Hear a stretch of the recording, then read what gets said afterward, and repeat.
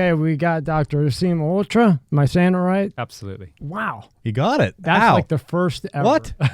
Usually when it's big names for whatever reason, even like Smith, okay, I'll just mess it up since I started this podcast. So That's I'm a very good one. impressed. That's a good one. Malhotra is exactly the right pronunciation. Wow. That's the Indian pronunciation. Well, thank you very much. Okay, surrogate for American Values 24 Super PAC, best-selling author. You even had the Queen recommend your book. So many other things. Sugar. Queen of England's doctor. Queen of England's doctor. That's right. Close enough. We'll take it, though. Yeah. Thank you for your time. I really appreciate it. No, it's great to be here. So how you liking the U.S. right now with the mess? You know, I've had a long-standing affection for the US, I think, since I was a kid, partly because it's probably the one country I've visited more than any other in my life because I have relatives here. I have relatives in California. I have relatives in Chicago. So I've had a very good relationship with the US over my whole life in that sense.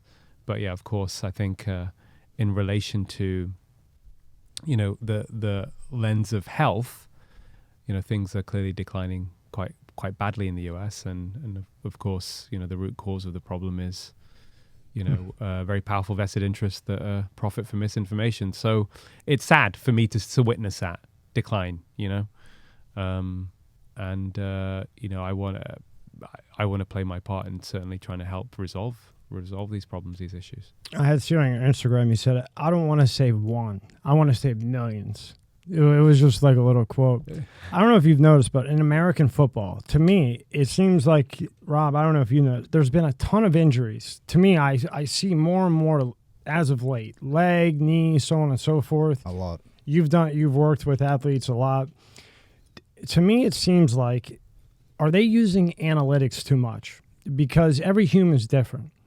So if they go by an analytic chart, work out this way with this weight because this is the average and this is what the computer tells us, and bang, you have all these odd injuries every single game with more padding, more penalties than ever, or is it diet or the combination? What do you think? Well, great question.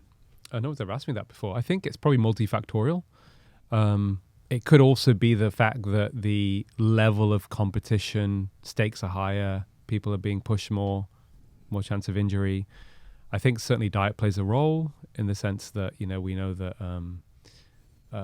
traditionally, and from, you know, sports scientists I've worked with and people who've been doctors of, say, soccer teams, they have had massive concerns for a long time that there's not been any attention really paid to nutrition. I think that's improving in certain places. So that could be playing a role. Interestingly, I haven't looked at the data on musculoskeletal injuries, but one of the most common side effects, serious adverse effects of the COVID vaccines, the mRNA vaccines, actually are musculoskeletal. Oh. So that could also be playing a role. Who knows? Oh, so not just the heart attack where you fall over and gone. That would be when you go on the site and you look, and you can actually look up your batch number and see kind of what you're going to be dealing with, you know, like dead, kind of dead, really bad side effects, or the guy stopped at the gas station to get a beer to drop off the vaccine and it got degraded. Yeah, I think the batch number thing's interesting because there is more documentation of serious adverse effects with certain batches versus others. But if you go back to the original trials that were done by Pfizer and Moderna, and they were supposed to be, let's just say, for example, they were supposed to be the best batches, the serious adverse event rate was still pretty high at short term, about 1 in 800. So it's either bad or very bad. Pull up that Kelsey commercial. You know, Kelsey, who's with Swift. Yep. Like the most famous, whoever. What do you think when you saw that? I don't know if you've seen this commercial, but play this, Rob. But what, this is unbelievable to me. COVID-19 shot when you get your flu shot? Two things at once. Two things at once. Two things at once. I'll have two things at once, please. Now back to two things at once. Every little girl watching. Two things at once. Every kid. Every kid. Travis, ask about getting this season's Get this COVID-19 off. shot. Yeah, listen, to be fair, I think I would see Travis Kelce here as a victim, you know, a victim of a failed system, a victim of the commercialization of health, Clearly, he must have been paid Tons. a lot for that, right? So that would probably be a significant reason for why he would do such a commercial. But I think more than that, he probably doesn't know.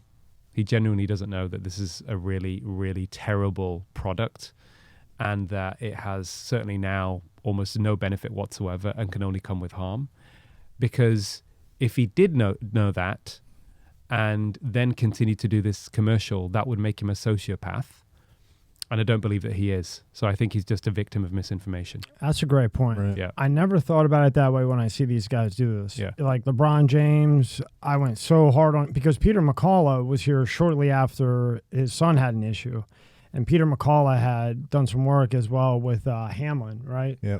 The football player. Damar Hamlin. So right away I was like, oh, China got to you, boom, boom, boom. But when you step back and you say, they're in that Hollywood mess, getting fed, this is right.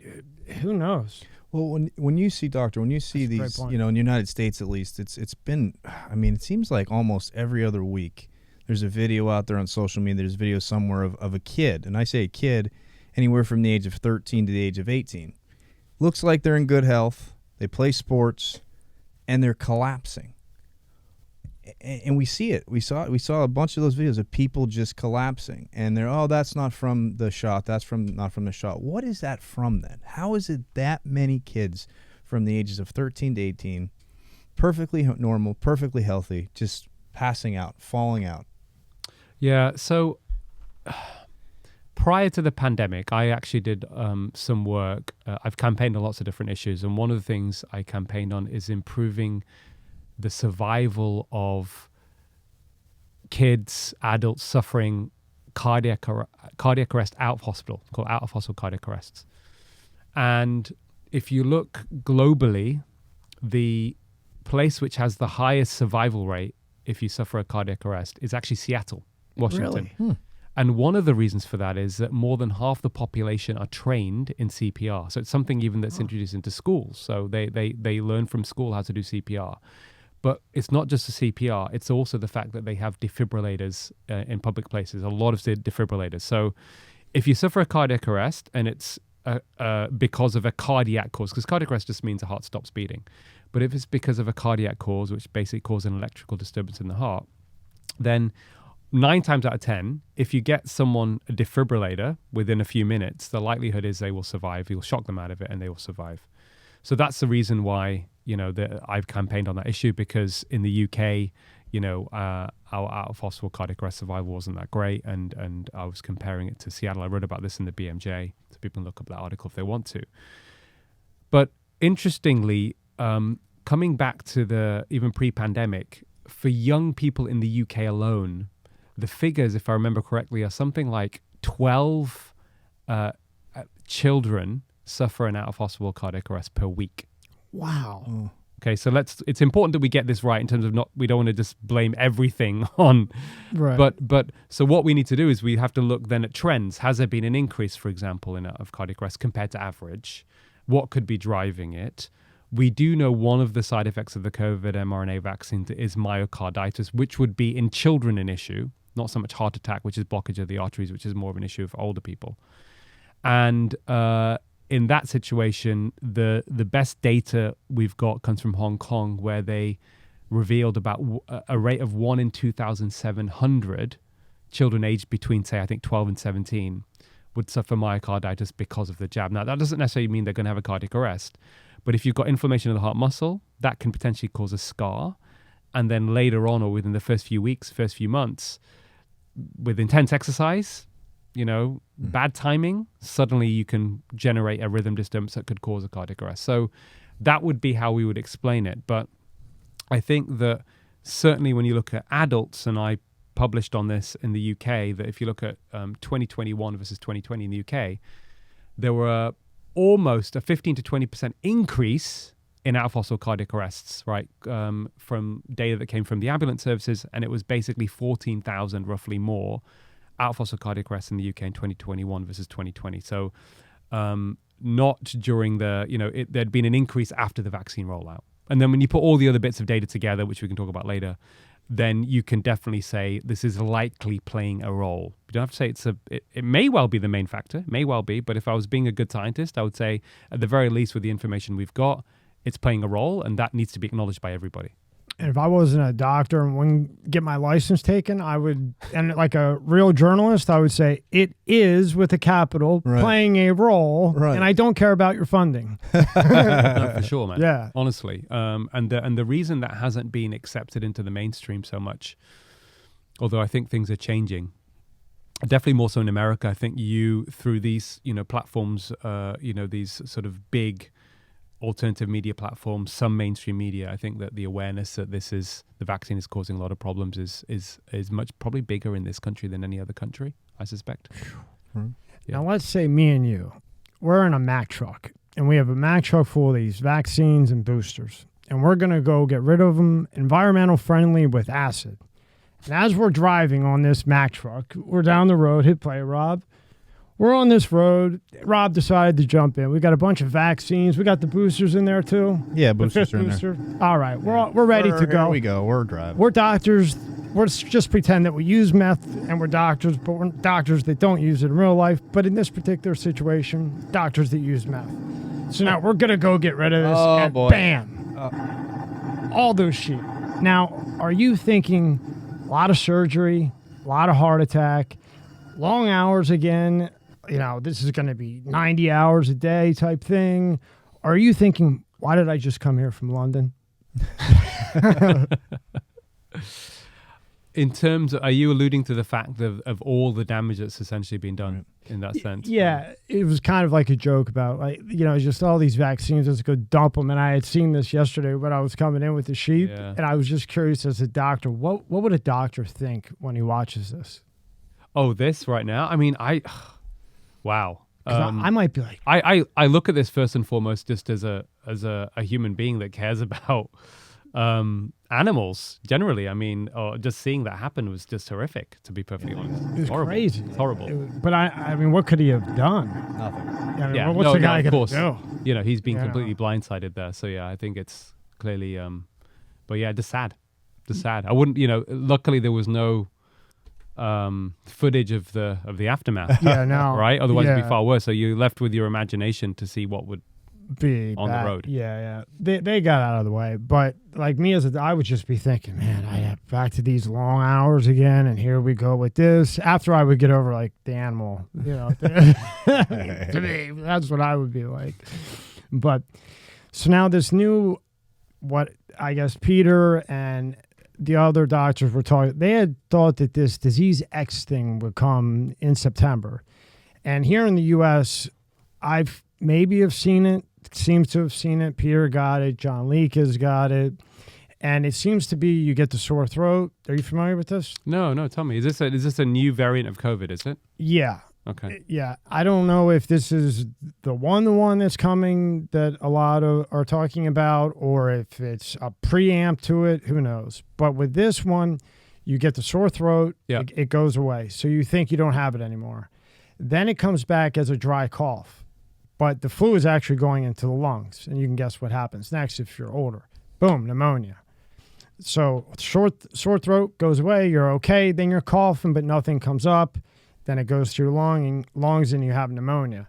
Like I had just mentioned, Peter McCullough took off 4 days. He hasn't taken a day off in 30 years, and he had to take off 4 days. So did John Leake. I thought you were familiar with this, but I know Peter well, but I didn't know that he was that unwell. Yeah. So he's otherwise a very fit guy, slim, and yeah. So I didn't know if you had any thoughts on that or what that could be. Do you see another one coming? I mean, there's been COVID hasn't gone. It's just mutated into something much more mild, certainly up until what you mentioned now. I would say right now it's no worse than a cold, to be honest. So that was a natural progression of most of these viruses tend to become less lethal with time. When they mutate, they don't tend to become more severe, they tend to become less severe. What I have been reading, though, which may be relevant, is I think that one of the other issues, which you really couldn't make this stuff up. One of the issues with repeated vaccines and boosters it actually causes a form of immunosuppression. There is a very eminent oncologist who's also an immunologist in the UK called Professor Angus Dalgleish, very well published, very well respected. And he basically explained a mechanism, partly also because he's seeing a lot of his cancer patients who are in remission suddenly relapsing after having a booster. And he explained that what was happening is that the boosters were suppressing T cells, which are important in the immune system, important in fighting cancer, if you like. So the immunosuppressive effect of the vaccine could also be creating new variants that can, that could be causing more issues. But I haven't seen any data, Tommy, at the moment that suggests that there is anything. We're not going back to square one. Let's put it that way. Hopefully not. And doctor, real quick. So over the time when COVID first started till where we are now. When I was a kid growing up, my grandmother used to say, you need germs. You don't always have to wash your hands. Your body needs germs. You need those. And then we went through this period where, the hand sanitizers, there was none left. People were overusing hand sanitizers, the masks, the shots. Have we done ourselves a disservice as human beings where when there is a little cold or a flu, that it's much worse because the body hasn't been used to fighting this whole time. It's been like suppressed almost. And now it's like, now I got to fight and I got to fight hard. Have we put ourselves at a disadvantage? It's a good point. I think partly because of what happened with lockdowns and stuff is that normal viruses that were circulating that you'd get like your usual regular cold, couple of colds. I think the average person gets 2 colds a year. I think that after the lifting of restrictions, which of course was the right thing to do, and I think there's a very strong case to be made now that we should never have had any restrictions in the first place, other than at the beginning protecting the elderly as much as we could, is that there have been probably, we had become a little bit, less immune, if you like, to viruses that otherwise we would have fought off. And I think that we overdid it in terms of the whole issue about, wiping stuff down, hand sanitizer, all that kind of stuff. I think the most important thing, wash your hands with soap and water and don't touch your face. I mean, I remember actually getting into an argument in my gym at one point during the pandemic because I hadn't wiped down, something. There were, maybe the bench after I'd used. I said, listen, I said, the most important thing is you wash your hands and you just don't touch your face. But going around wiping down with all these very strong, potent disinfectants isn't necessarily a good thing. And I actually got dermatitis as a result, contact dermatitis from overuse of this stuff. So, and also the other thing is it perpetuates an exaggerated fear of COVID. And that wasn't healthy mentally for people. And interestingly, if you are more in a state of fear when you catch a virus, you're going to get sicker. And I just remember with all the hand sanitizers and everybody getting their flying off the shelves, then you were getting like these third-party hand sanitizers, and you'd smell it, and it'd be like, whoa. Yeah, it would be and I'm like, is this safe? Do we know what's in this? The only one left was like this green one. Right. Mint. It was like a mint hand sanitizer, and you're thinking, oh boy. I never used any of it. To this day, I don't think I ever got it. I never wore a mask. I studied the spike, and I just didn't see a reason to. But the craziest of all was the hazmat suits. Oh, my God. And the plastic shields. I would just... get away from me, please. Growing up, cereal was one of the best parts of being a kid. But as I got older, started working out, I had to watch out for sugar and empty carbs. Magic Spoon has the amazing flavors you'll love, but high protein and less sugar. The variety pack, 4 flavors, cocoa, fruity, frosted, and peanut butter. This pack has 0 grams of sugar, 13 to 14 grams of protein, and 4 to 5 net grams of carbs. Only 140 calories per serving. It's high protein, 0 grams of sugar, keto-friendly, gluten-free, grain-free, and soy-free. The fruity one, I'm done for. I can eat the whole box, no problem. Go to magicspoon.com/MSCS to grab a variety pack and try it today. And be sure to use promo code MSCS at checkout to save $5 off your order. And Magic Spoon is so confident in their product, it's backed with a 100% guarantee. So if you don't like it for any reason, they'll refund your money, no questions asked. That says something. Remember, get your next delicious bowl of high-protein cereal at magicspoon.com/MSCS and use the code MSCS to save $5 off. Thank you, Magic Spoon, for sponsoring this episode. This episode is brought to you by Fiji. More than just water. This is not just rock. It's ancient volcanic rock that filters tropical rain, giving it double the electrolytes and its signature soft, smooth taste. It's not just water. It's Fiji water. This is too nuts. Yeah, I think that there was a huge exaggerated fear that even started from governments. You know, I befriended a Chinese broadcast journalist, you know, during I can't remember what year we met. I think it may have been 2021. And I asked her not that long ago, it was about a year ago, where they were showing these images from China where, again, there were people walking around with hazmat suits and telling people to stay indoors and all this kind of stuff. I was like, what's going on here? And she replied to me, said, Aseem, you've got to understand, most of the Chinese people still see COVID like Ebola. Touch it and you die. So they even, everybody got caught up in the hysteria, including the governments of many of these countries. They didn't know because at the very beginning there was so much uncertainty, and there were, COVID has been for many people devastating. I've had patients with long COVID. It's a very different virus to other viruses we've dealt with. And certainly in the first few months, first 6 months, first year, you know, some of the things we were seeing were quite unusual. People who you wouldn't have expected to die from the flu were dying from COVID. So I understand where some of that came from. But as soon as we had good data where we could separate out the risk according to age group, which was 1,000-fold difference between children and elderly, right, in terms of risk of death from COVID, that information should have been conveyed to the public so that we then focused our attention on the people that needed the protection the most and didn't exaggerate fear. So, for example, early on in the pandemic, I remember there was a survey that came out that 30 to 50% of Americans thought their risk of being hospitalized with COVID if they got it was 50%, in other words, 1 in 2. And actually, for the average middle-aged person, that risk was less than 1 in 1,000.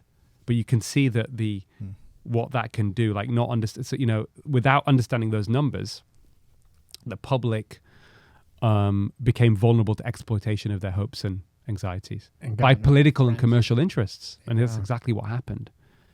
So, you know, so I'm a numbers person. To try, as a doctor, one of the most important things is to try and explain patients' issues around their health, a diagnosis in a way that they can understand.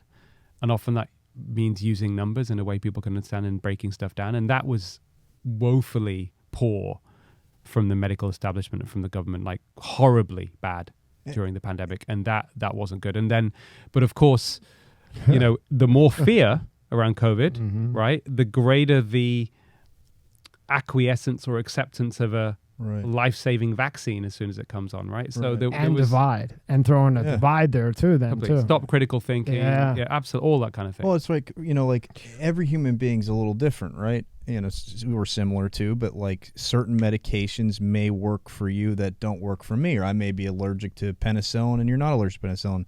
So for them to just come out and say this is the fail-safe one vaccine that everybody should take, I mean, there was no like process done to say, well, will it kill this person tomorrow if they're shot up with it? Not only that, you know, I know this is a controversial area, and I've become more and more sympathetic to those people who had made a lot of noise on this particular drug. But, you know, ivermectin, right? Certainly there is a good amount of data suggesting that it was quite beneficial and quite useful.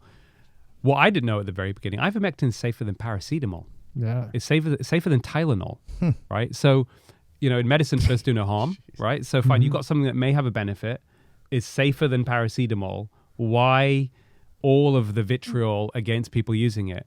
But in addition to that, and this is something that I, you know, campaigned on certainly for the first time I got on mainstream media in March 2020, is when I started looking at the data in terms of who was vulnerable to COVID, it was all related to something called poor metabolic health. So essentially, excess body fat that relates to conditions like pre-diabetes, type 2 diabetes, high blood pressure. And it was very clear that, and I knew this already, that if people change their diet, you can reverse those markers of poor metabolic health within a few weeks, making it very likely that you're going to optimize your immune system. And then you also add in the issue about vitamin D. And we know that now, one large study, I think it was Indonesia, showed that 80% of the deaths from COVID happened in people with severe vitamin D deficiency.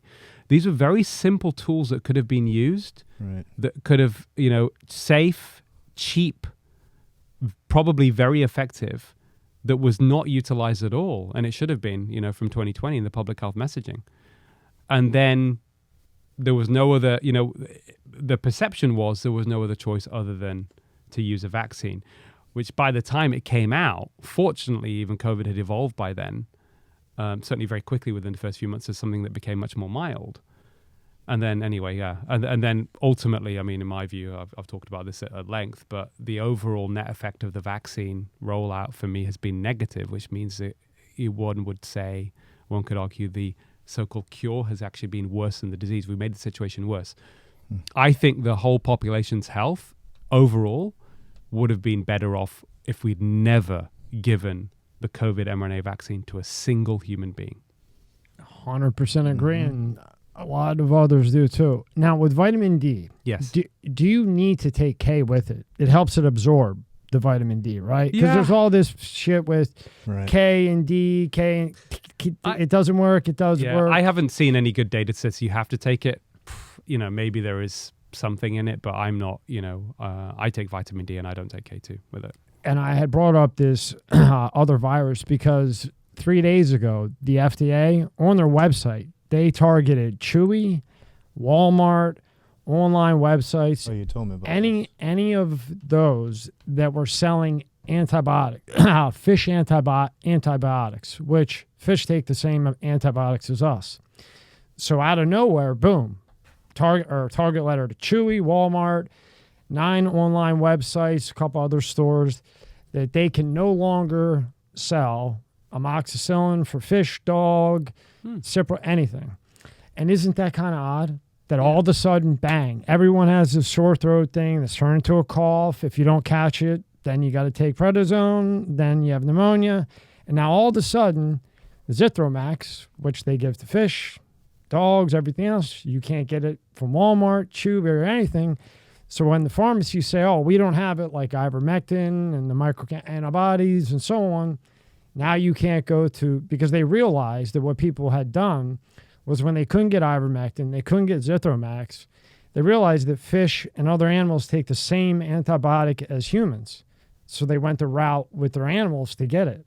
And they realized that, and now they've just targeted them, shut down, done, no longer can do it. And to me, I don't really believe in a coincidence.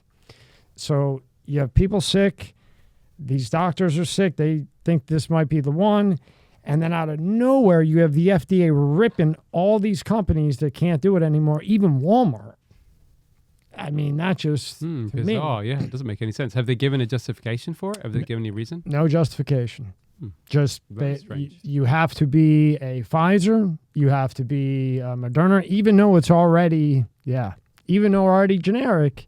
If you're not Pfizer, if you're not Moderna, if you're not Johnson & Johnson, you're not selling amoxicillin, even if it's for your dog or your fish. Oh, right, okay. So you have to basically spend more money, essentially. Spend more money. More expensive products. And if they decide that it's no longer available or out of stock, it is out of stock.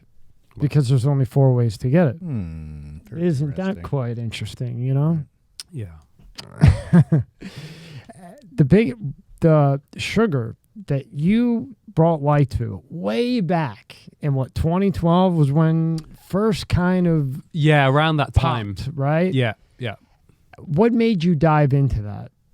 Digging into it, really going hard, because you're the only person that I know that really explains it, talks about it, and makes us think about it, which should be made. Yeah. So for me, I qualified for medical school in 2001, and then I subspecialized in cardiology. And I was noticing since I'd qualified that working as a frontline doctor, I could feel, and I'd worked in different hospitals as part of my training, there was more stress on the system.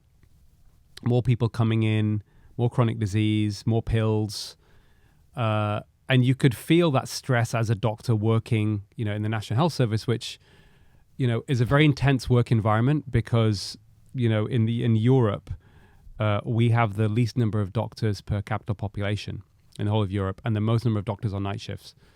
So it's quite an intense situation. I'm sorry to interrupt you, but just in comparison, could you compare that to U.S. so we know like what you're dealing with versus here? Yeah, I mean, I wouldn't be able to give you the exact figures, but I think that maybe worth looking at the number of doctors per capita population. Be worth checking actually those figures. Yeah, so, that'd be interesting, right? So in many ways that puts you in quite an intense situation. In another way, it means that I think the training and the experience of doctors in the UK is probably second to none partly because of the intensity, but we see a lot more, there's a lot more. Every doctor probably has seen more patients, for example, than in other countries.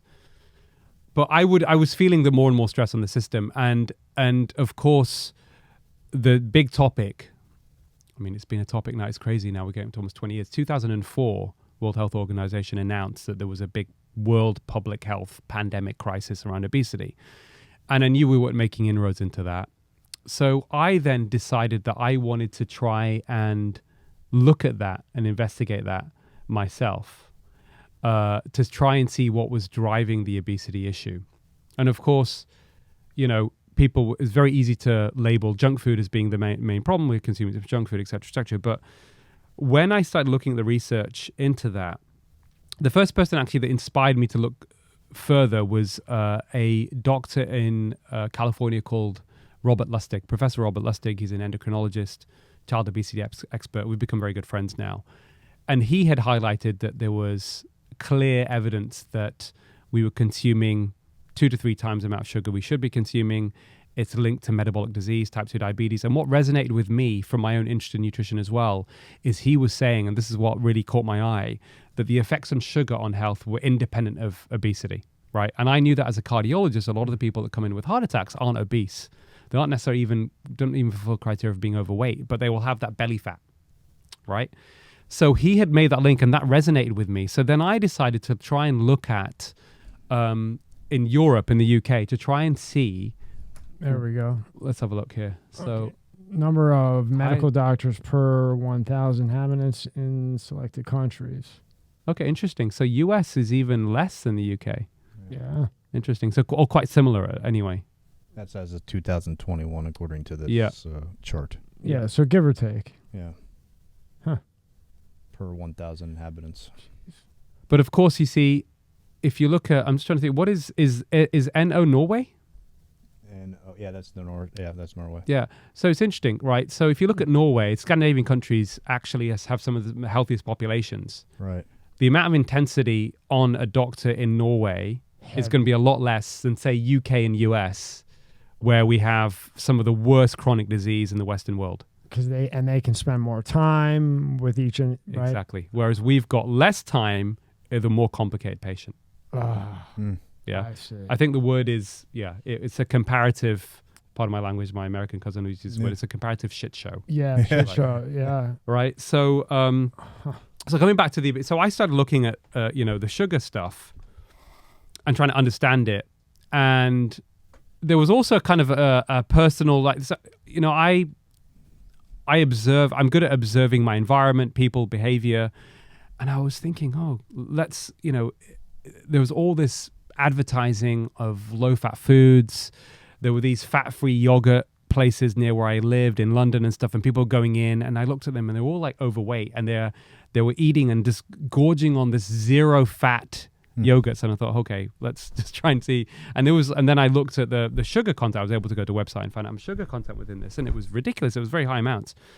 So the first thing I did was, well, what data do we have that's published, the good data, showing where they give you a recommended limit of sugar intake, okay, before you start to increase your risk of things like heart disease and type 2 diabetes.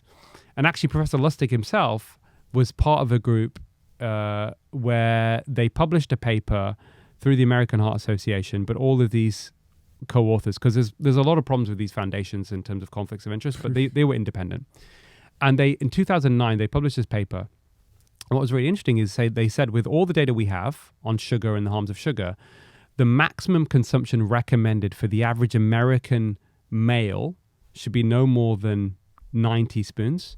For female, it was like 6 teaspoons.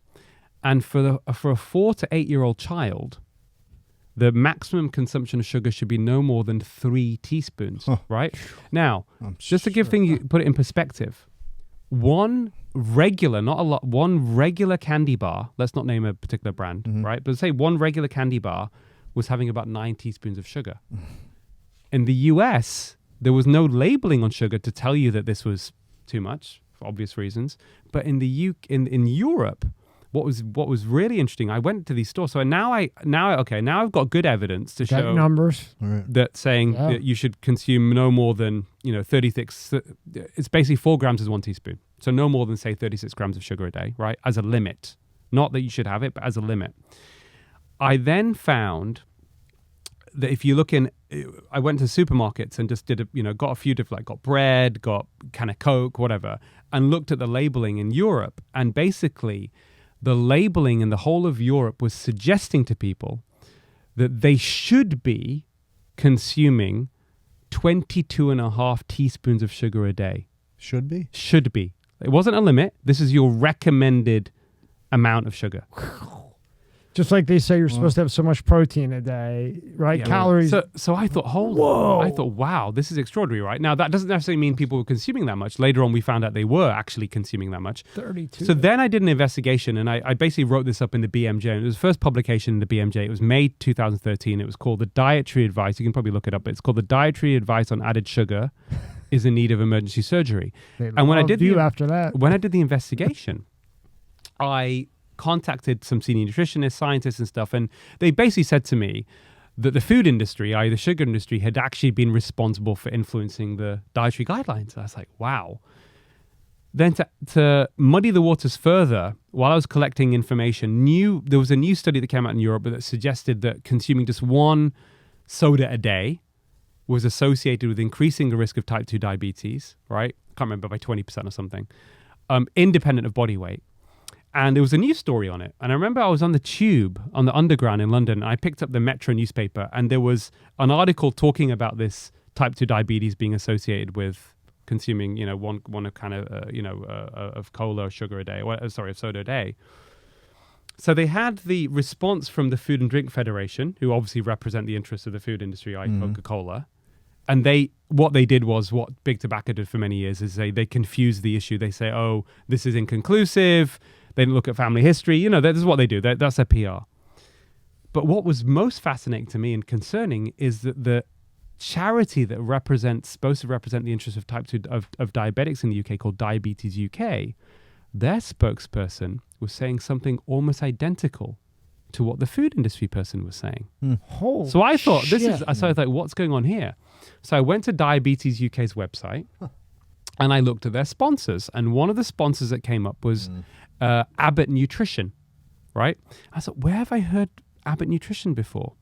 And I remember Robert Lustig did a lecture in 2010 at UCSF, which got millions of views. I think it was called Sugar, the Bitter Truth. And he talked about a formula milk for babies, 12-month-old babies, right, which was from Abbott, which was basically like a soda. It had like 9 teaspoons of sugar in it. So I thought, this is a clear conflict of interest. So I then highlighted that in my paper. Diabetes UK got obviously very upset, and then they had a response to me. Then they claimed that they had not taken any money from Abbott Nutrition. Then Abbott Nutrition themselves on their website were bragging about the fact that they had given £50,000 to have a stall at the Diabetes UK conference. So I then hit back again to expose all of this, and then ultimately the CEO of Diabetes UK, a lady called Barbara Young, who was a baroness, and she actually said, listen, she sent me an email, rather than us, be at loggerheads in the public sphere, why don't we have a conversation and stuff? So I went to meet her, and she was very nice. And I'd kind of done my bit. I realized now that, a lot of these charities organizations, unfortunately, had come under the influence of commercial interests. And I didn't believe, it was very clear to me, we're representing the independent science, right? And we had a conversation, and it was relatively polite. But in between the lines, what she said to me, at this point, I was what we call a specialist registrar in cardiology.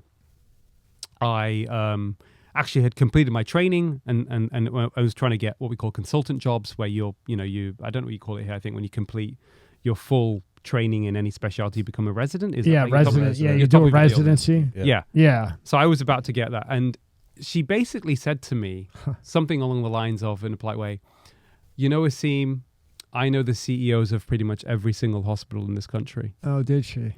Is that how she said it? That's how she said it. Oh. In a very friendly way. And I took it as a kind of veiled threat, to be honest, saying that basically if you carry on, you know, I'm going to make sure that I'm going to ruin your career. That's the way I perceived it. Yeah. I'd kind of already done my bit by that stage. I didn't, you know, I was moving on to other things. And we left it at that. But yeah, that's kind of how, you know, where it kind of started for me with sugar. And then the evidence started to accumulate more and more. I mean, this particular article, you know, was press released by the BMJ, and, you know, I was on BBC News, BBC Breakfast talking about it. And congratulations. And yeah, no, it was good to get it out there. What was interesting, though, you know, I was sitting on the primetime TV, and the presenter at the end said, we did ask 10 different organizations representing food and sugar manufacturers to come and debate this with Dr. Malhotra.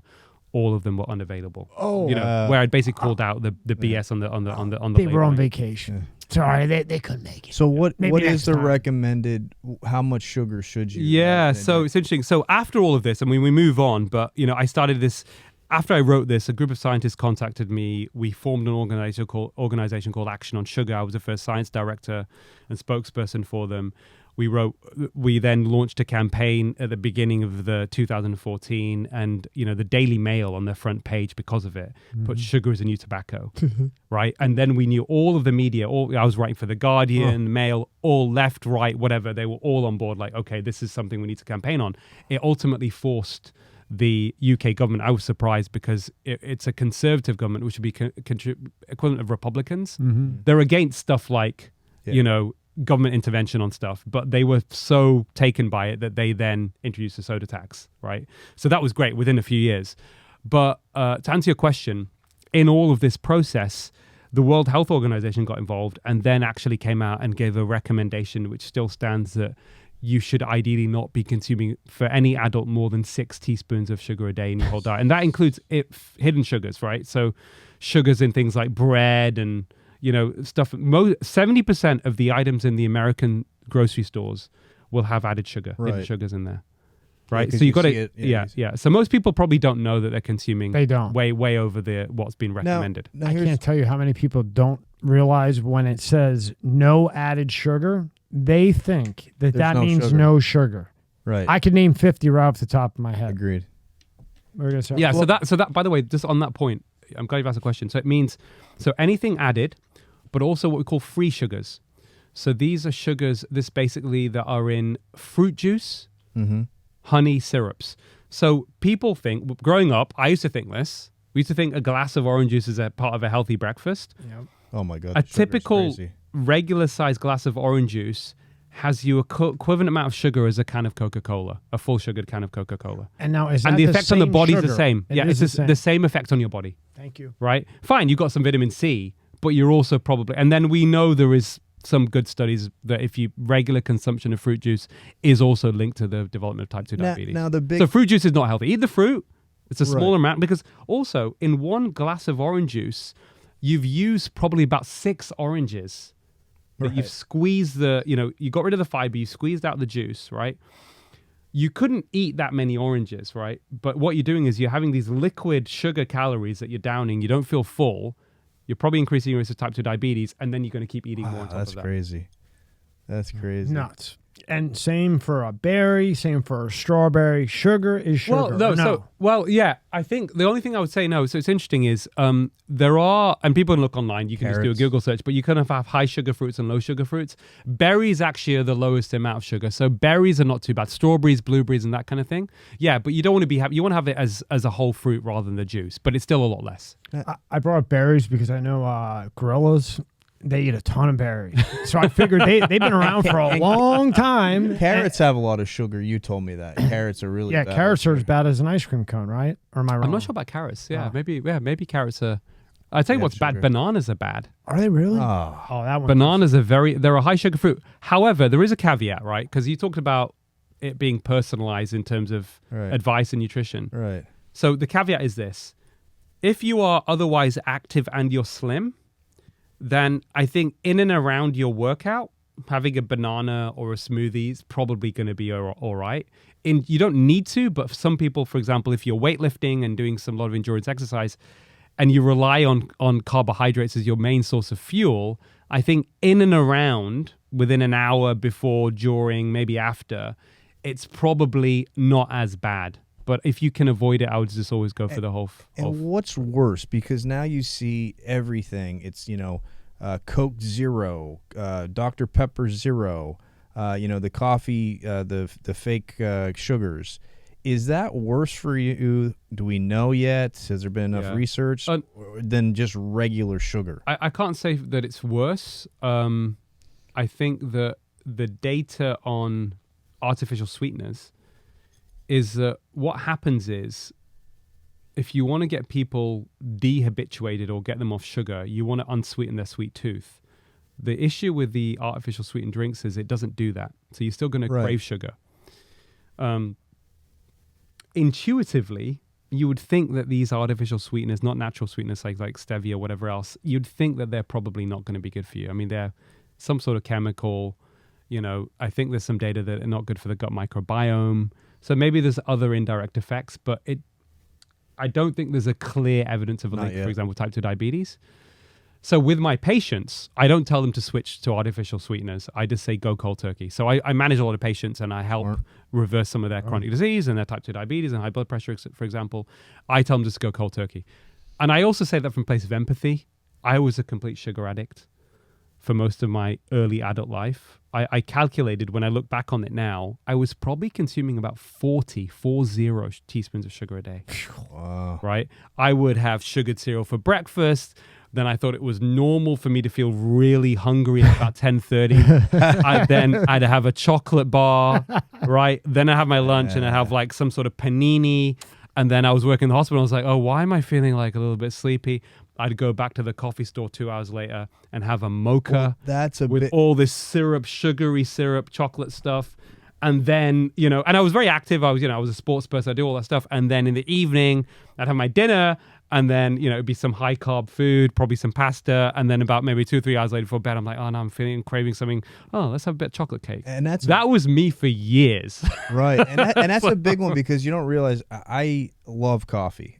And I drink my coffee black. And I've done that now for 7 or 8 years. But before that, it was always, sugar, and then they have all these different creamers, flavors. It was so good, right? And I have a friend he drinks a lot of coffee.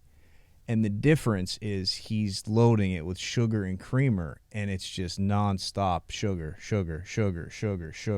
And here I'm drinking it black, and he's just loading and loading and loading. It's addictive for many people. It's addictive. Right. So they have to go cold turkey. But the good news is, I tell my patients, because I know changing habits, changing diet for a lot of people is not easy to do. Right. So I just say, listen, can you do this for me for 3 weeks, 3 to 4 weeks? All I'm asking you to do that is for 3 to 4 weeks.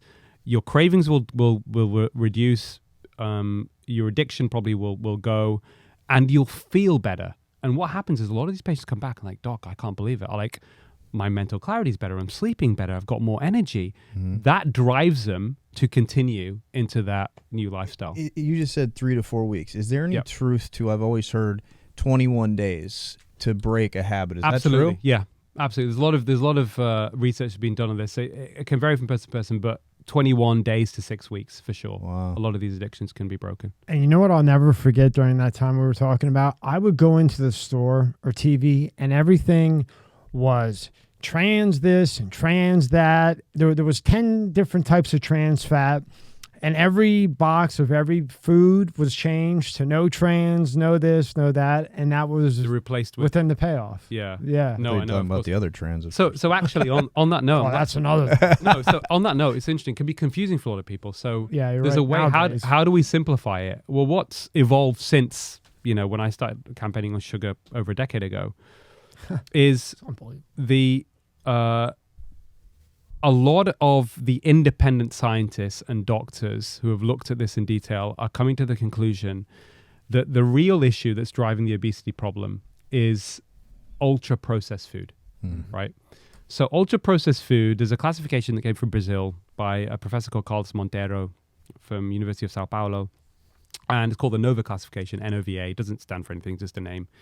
And ultra-processed food, in essence, is defined as any mass-produced product, industrially engineered product, that if you can count 5 or more ingredients, usually with additives and preservatives, ultra-processed, avoid it. 60% of the American diet now, of the calories consumed in the United States, is ultra-processed food. I'm taking notes. Right? 50%. And so it's a really simple, that is a very simple rule of thumb.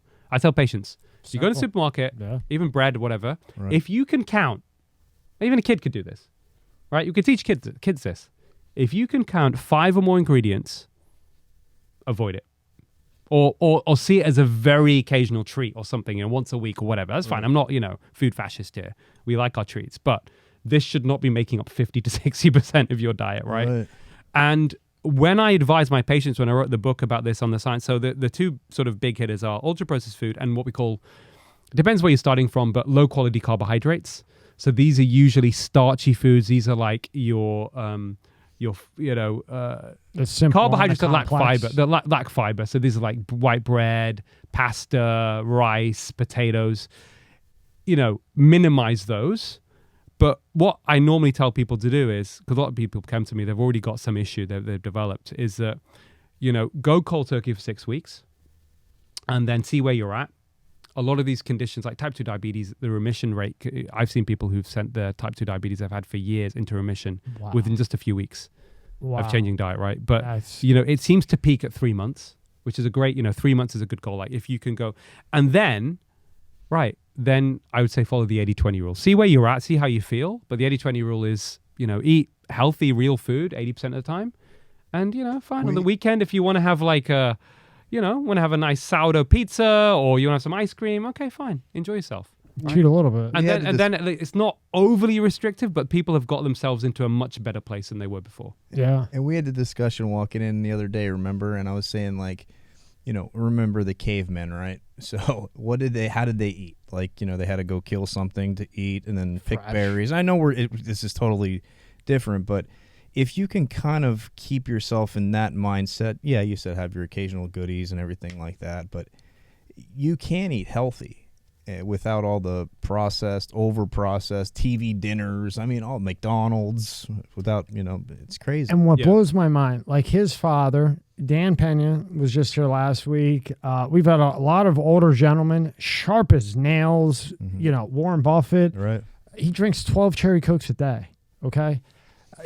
So when you take that, Rob's father does not go to the doctor. I'm not speaking for you. Yeah, no, you're right. Explain what he eats. So, because there has to be something to this. So my dad will be 84 on December 30th. Happy birthday, Dad. Happy birthday. Happy birthday. So what's his name?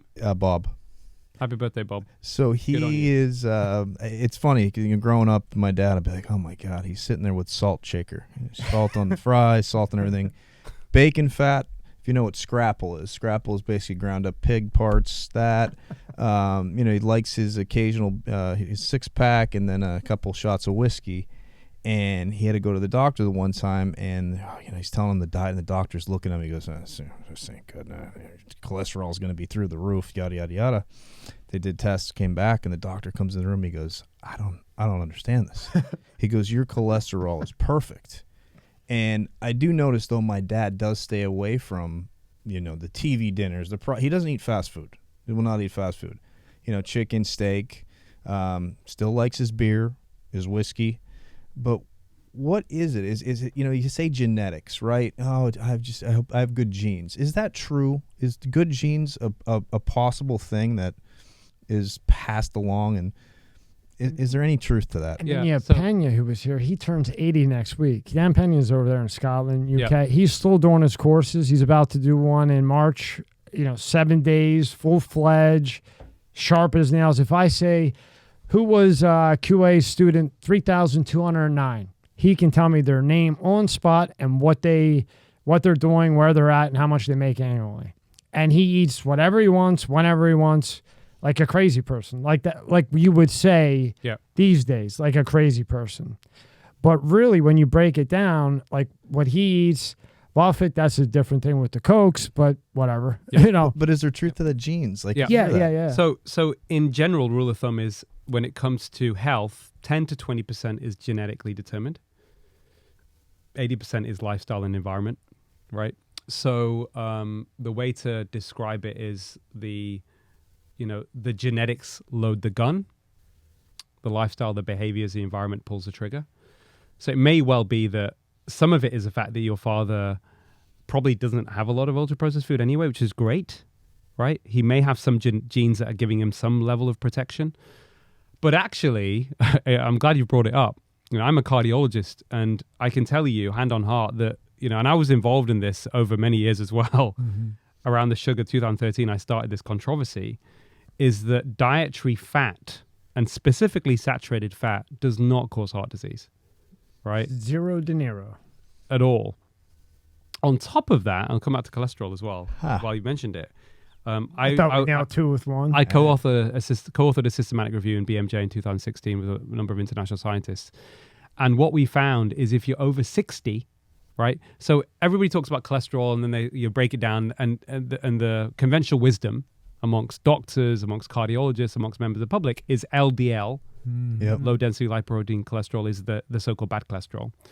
We specifically looked at over 60-year-olds, all of the information, all the published data, and we found, first and foremost, if you're over 60, there was no association at all with heart disease and LDL, right?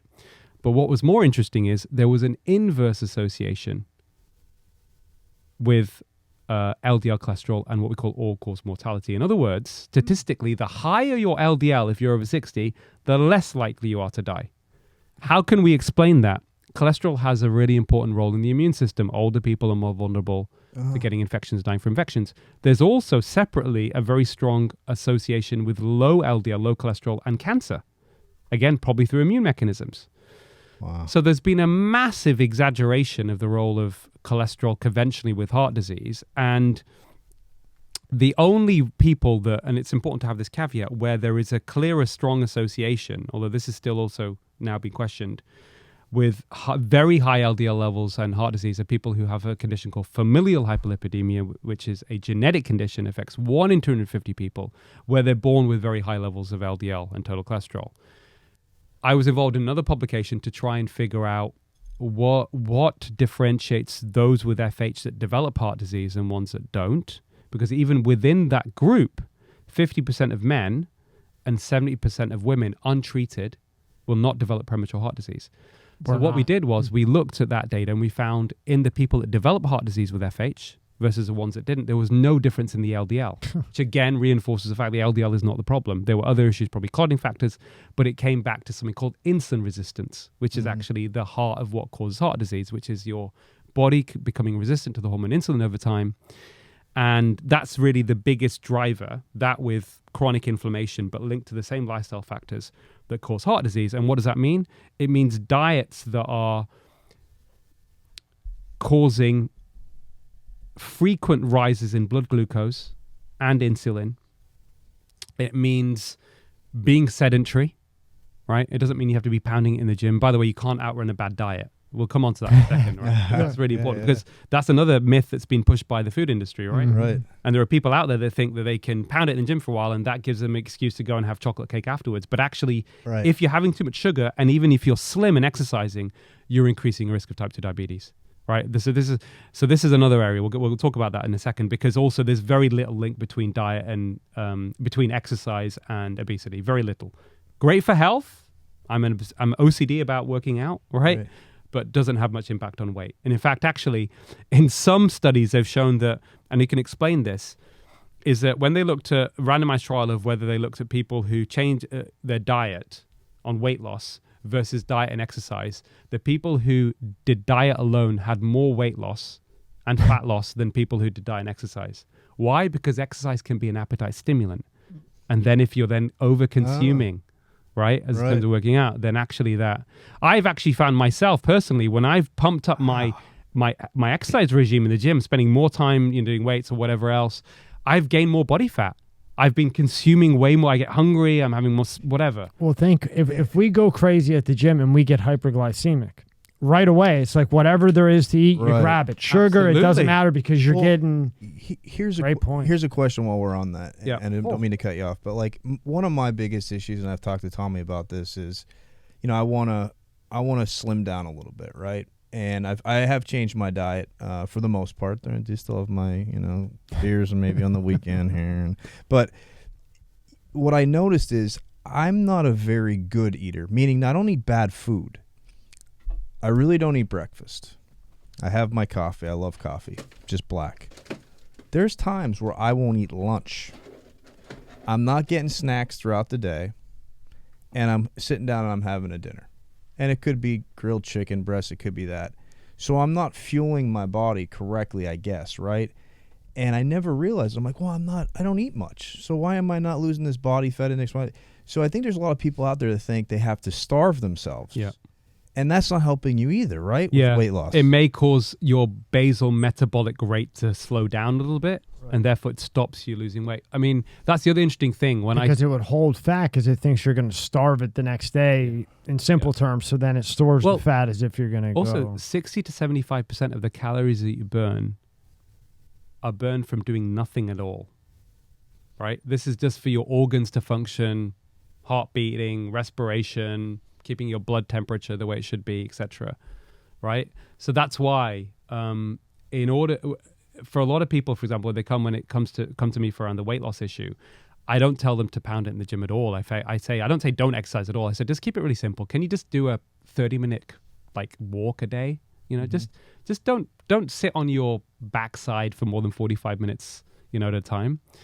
We're saying this now, of course, here. but basically, that's kind of what, but focus on the food. Right. But, in your case, it's interesting. It may well be that if you actually start having some breakfast, you actually might find that you start losing weight as long as healthy food. And I did that for, last week was a terrible week for me, but couple weeks before, I've been eating egg whites. I've been doing avocado toast.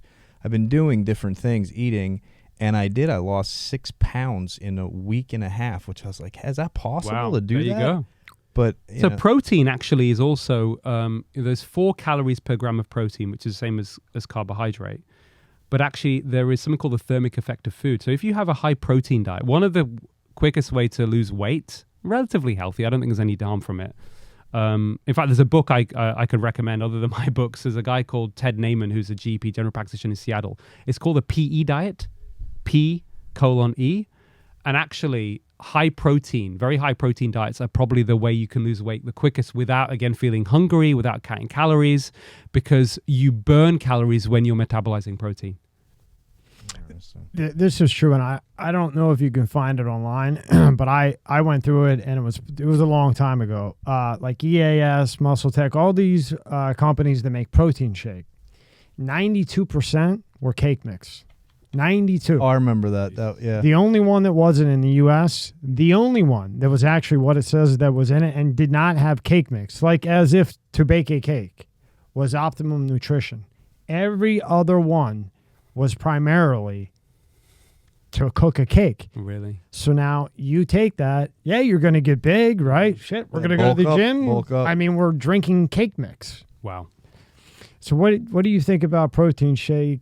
I don't like anything that is synthetic. Yeah, I think ideally better to have eggs, right? Yeah, just egg whites? Egg whites. What about the yellows inside? The yolk's actually one of the most nutritious part of the egg. Is that right? So it depends what you want to do. I think if people are being super strict on the weight loss side, fine. But actually, you find that, I've got many patients that benefit and do really well from ketogenic diet. And actually, when it comes to metabolic health and heart disease, in terms of the effect on hormones and cholesterol profile, insulin, body fat, actually, that seems to be probably up there as one of the best diets. And that means there's no real restriction on fat consumption as long as you've cut the carbs, right? So, as long as you cut the carbs, eating fat is about as likely to make you fat as eating green vegetables is to turn you green.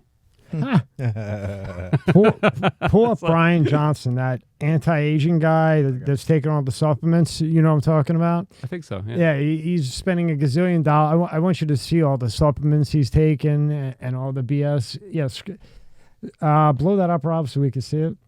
While Rob blows it up, how you got the hospitals. You made this think about having snack machines in the hospitals, got them out and banned. And when you sit back and you think about it, and you read it and you calm the noise, you go, why would there be a snack machine in a hospital anyway? Yeah. Yeah, that's... Got it moving. Completely. We normalized that, right? We normalized it. And then the U.S. during the Olympics, Aseem here, makes a big stink about it that all the advertisers for the Olympics Main are sponsors, yeah. all the Coca-Cola main probably, sponsors right? are all Yeah. drink and food, McDonald's, sugar, right? Coca-Cola. Yeah, Elaborate on 2012 that, summer. please. That was yeah. unbelievable. I was asked to do this report for BBC Newsnight, and basically I was pitched really as the angry cardiologist saying, in the middle of an obesity epidemic, why are our main sponsors McDonald's, Coca-Cola, Cadbury's, and Heineken? Yeah, and actually, this is what the food industry have done is almost identical, or they followed the corporate playbook of big tobacco, right? Is if you associate their products with sporting events, it becomes more acceptable, more consumption. And then it reinforces this idea that you can outrun a bad diet, right? It's not about, what you eat. It's about lack of exercise. In fact, that's what the food industry did very well. Companies like Coca-Cola and McDonald's for a very, very long time. I then wrote an article in 2015, and I got two very eminent sports scientists as co-authors, and it was in the British Journal of Sports Medicine, and it got a lot of interest, and it became a big international news story. And it was titled, and if you can imagine at the time how controversial it was, He breaks records. it's time to bust the myth of physical inactivity and obesity. You can't outrun a bad diet. And it actually then inspired there's a journalist called Anna Had O'Connor who was with the New York Times, and I knew Anna Had, and it inspired him to do an investigation which became a front page New York Times, maybe we can pull it up, where they found that Coca-Cola was funding scientists to shift the blame for obesity onto lack of activity. Can you right? fucking believe But that? if people want to look, there's a really great paper on the tactics that tobacco used and how that's similar to the food industry, written by this Yale professor, not Yale anymore, but he was at Yale, called Kelly Brownell. And it was called Big Tobacco Played Dirty and Millions Died. How similar is big food? And it's exactly the same thing, following the same tactics. So, I was involved in calling it out. And of course, there's all the backlash that goes along with it.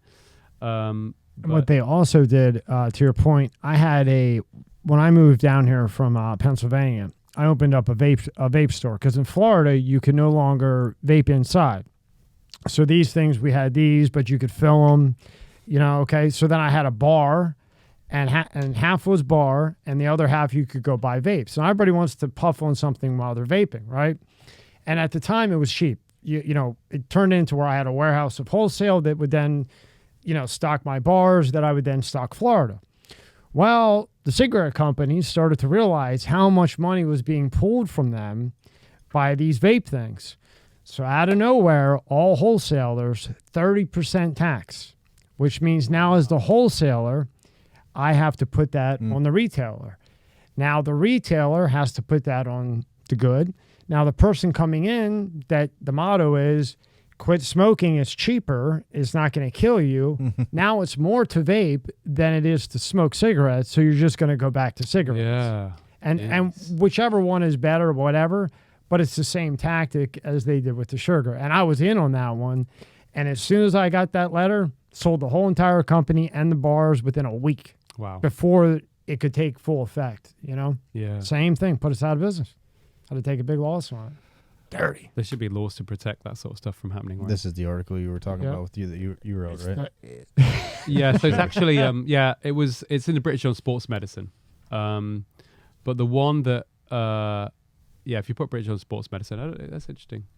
Yeah, that's what it says. So this might have been a reproduction of your- Washington Post. I wrote an article in Washington Post off the back of it. Congratulations. But yeah, that got, they were very happy. I think got 1.1 million views, something like that. But it caused, a lot of people realized what was going on, but it needs to be called out, Yeah, when you did that and the New York Times picked it up, that's when it pushed it, and the Koch brothers. And is there a guy named Alfie or something? I forget the guy's name, but this is when Bill was in. Bill was having a good time, taking a couple calls, Okay, you want me to do this? Hold on a second. But I did like his gas prices. But Gas prices were that's good. just unbelievable that, to sit back and think that a company could make that much of an effect, just money, and just blitz everybody, is wild. Yeah. Absolutely wild. Crazy. I don't know. This is the diet you were talking about earlier. Yeah, I wanted you to look at it. Now, he's a billionaire. He's supposedly he's 10 years younger by whatever the thing is, spending $1 gazillion getting it treated. They're hard on the guy, but in a sense, I think part of it may be to show, like, in the future what may be possible. Sure. I mean, I'm hoping that's what it seems. Is he also like making money out of these supplements? Is he selling them and stuff, or at this point, no. He's been doing it for 2 years ish, and very wild, stuff like that. Does this sound anything reasonable? I mean, the ingredients of some of this stuff looks pretty okay. I mean, it looks quite Yeah, like fresh vegetables. I mean, it looks pretty nice. The only thing is, I mean, for the average person, getting these ingredients and being able to follow. Yeah, that's a good one. I want to ask you that just as we're scrolling here. Dark chocolate or avocado? So I love both. Both. Fine. Love both. Dark chocolate's good. Avocado's good. So is there too much? Like anything, there's too much of. Yeah, right? I mean, dark chocolate's supposed to have these flavonoids, supposed to be anti-inflammatory. There are what we call observational studies suggesting that there's less heart disease people have dark chocolate. So I have a bit of dark chocolate every day. I usually recommend at least 80-85%. You get to that point where you can enjoy that dark chocolate only once you've quit sugar for a while, because otherwise it tastes very bitter. But once you've unsweetened your sweet tooth, you can actually taste the chocolate and a little bit of sweetness, and it's nice, and it's not, but I'd have maybe a square or two with my coffee in the morning. Whole damn bar. That's because you haven't, right. Yet. So I lost my sweet tooth. I know. I used to do the same, right? That's you just want to, but then you just go, oh, I'm good with that, and right. My thing is French fries. French fries and ice cream. Oreo cookie ice cream. Other than that, I could care less about any candy or anything. I wasn't a candy person, but I don't know. You have French fries every day, though? Or? I have French fries every day. Do you? Yeah, that's like my one thing every day I have. Okay. I just eat, but I run, work out, everything else. And if that's what kills me, then let it kill me, whatever. Speaking of all this, in the U.S., and I know this, I've seen it happen way in the 2000s, they're pushing Ozempic here to everybody, and I've seen that eat the intestine from the inside out. It takes a while, but I've seen it happen, like literally in front of me. And now they're saying that it's good to get you off alcohol and everything else. What is your take on that? So I've not used Ozempic in any of my patients, but anecdotally from other doctors and some other people I know, there have been issues with side effects, especially around the gut and potential obstruction of the gut, that kind of thing. If you look at the history of weight loss drugs, they don't have a very good track record. Eventually, some significant side effect comes out, which wasn't clearly there in the original trial data, that wasn't exposed. And certainly, I don't think it's a long-term solution at all. We should be focusing on diet. It's cheaper. You avoid side effects. Why are we going down the route of these pills? Drug industry is there to try and make money. They're exploiting a situation of obesity. So, and also what I would say, and I think this goes into the much bigger area of discussion, is that all drug industry sponsored trials, when you're talking about the real benefits versus harms, right, understanding it, should be seen as marketing until proven otherwise. The system is so corrupted by big pharma. Rigged to death. Oh, completely. That doctors, more often than not, do not know the true benefits and harms of any drug that they prescribe. That's how bad it is. And people don't realize that the information that doctors are using to prescribe drugs has not been independently evaluated at all. My peanut self over here, I realized that because some of these doctors that I went back to Pennsylvania and I've known them all my life. My mother knew them, generational doctors. Dad was a doctor, their son. And I went to high school with one of them. Now he's a doctor. And I go, do you really believe this shit? At dinner, like, do you really believe this? Oh, yeah, this vaccine works. You need the booster. You need 3. And he's looking at me in the eye, and I know him. So I know he's not lying. I talked to another guy, and they really believe it. And then when you go to your doctor and you have a guy like yourself or just an idiot like me say, hey, I've talked to a very smart guy, and here's the proof, and I can show you. They'll get crazy. First, they think you're a lunatic. Right. And then they go to their doctor of 20 years that's never could possibly be wrong. Right. And my doctor said A, B, C, D, E, and then next thing you know, you have a problem. So I bring this up because here they are just pumping this Ozempic left and right. And I've seen it happen. I've seen it just happen 4 months ago when I told a friend of mine, run like hell from it. I've seen it. It's going to end in tears. It's going to end bad. But they didn't run, and they ended up in the hospital getting surgery. He was a witness of it. And I bring that up because they could just do diet. You don't need Ozempic. You don't need to take a needle and shoot it in your stomach. But how do you talk somebody out of that? Or furthermore, an SRI, that we know that the studies show that the SRIs don't even work. Yeah, you can't. It's not easy. You got to just keep doing your best with people that you care about. Try and get them to think outside the box, look at other sources of information. You know, I mean, that's one of the reasons as in my activism or campaigning is that I'm trying to change the system, not just to disseminate information to the masses, but simultaneously through private advocacy and even through public, is to get, you know, the medical establishment to change their ways. And until we get that resolved, these issues, these problems, over-medicated society, obesity is just going to continue to create havoc on healthcare systems. It's going to keep damaging people's mental, physical, social well-being.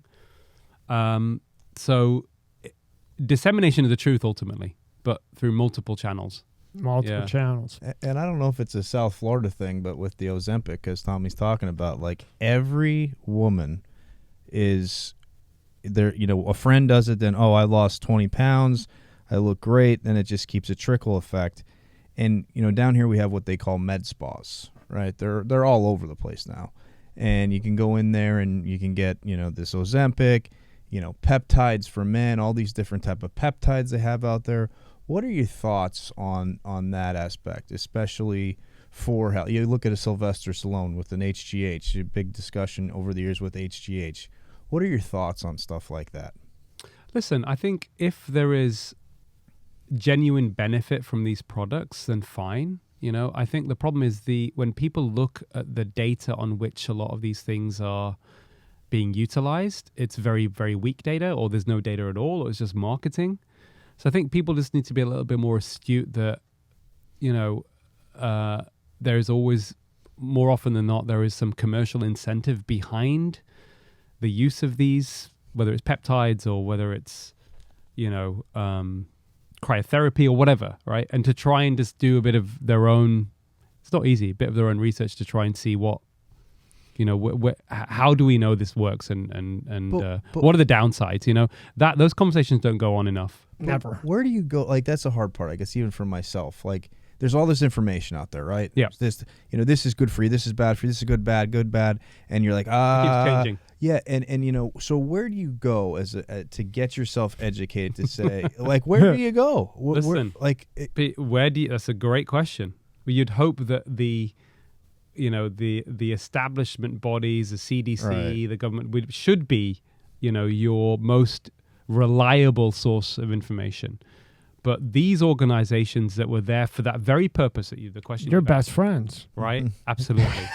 They've been completely captured by by big corporations who are only interested in making money. And in fact, not just that, they will deceive you to make money. They will commit fraud to make money. They will not care if you are harmed from making, you know, as long as they make money. These are the people that are really pulling the strings. And this is really at the heart of the issue, like the economic system. This, you know, we've been told about, you know, what we've been indoctrinated to believe is a really good thing, something called the free market, is not a real free market. It's a freedom to deceive market. It's a freedom to manipulate people market. It's a freedom to exploit market. So once we get that established and people understand it, then you can have enough political pressure so that laws are introduced so that we can have better transparency and better data. But when it comes to all these other interventions, there is actually a hierarchy of evidence that gives you a greater level of reliability on anything.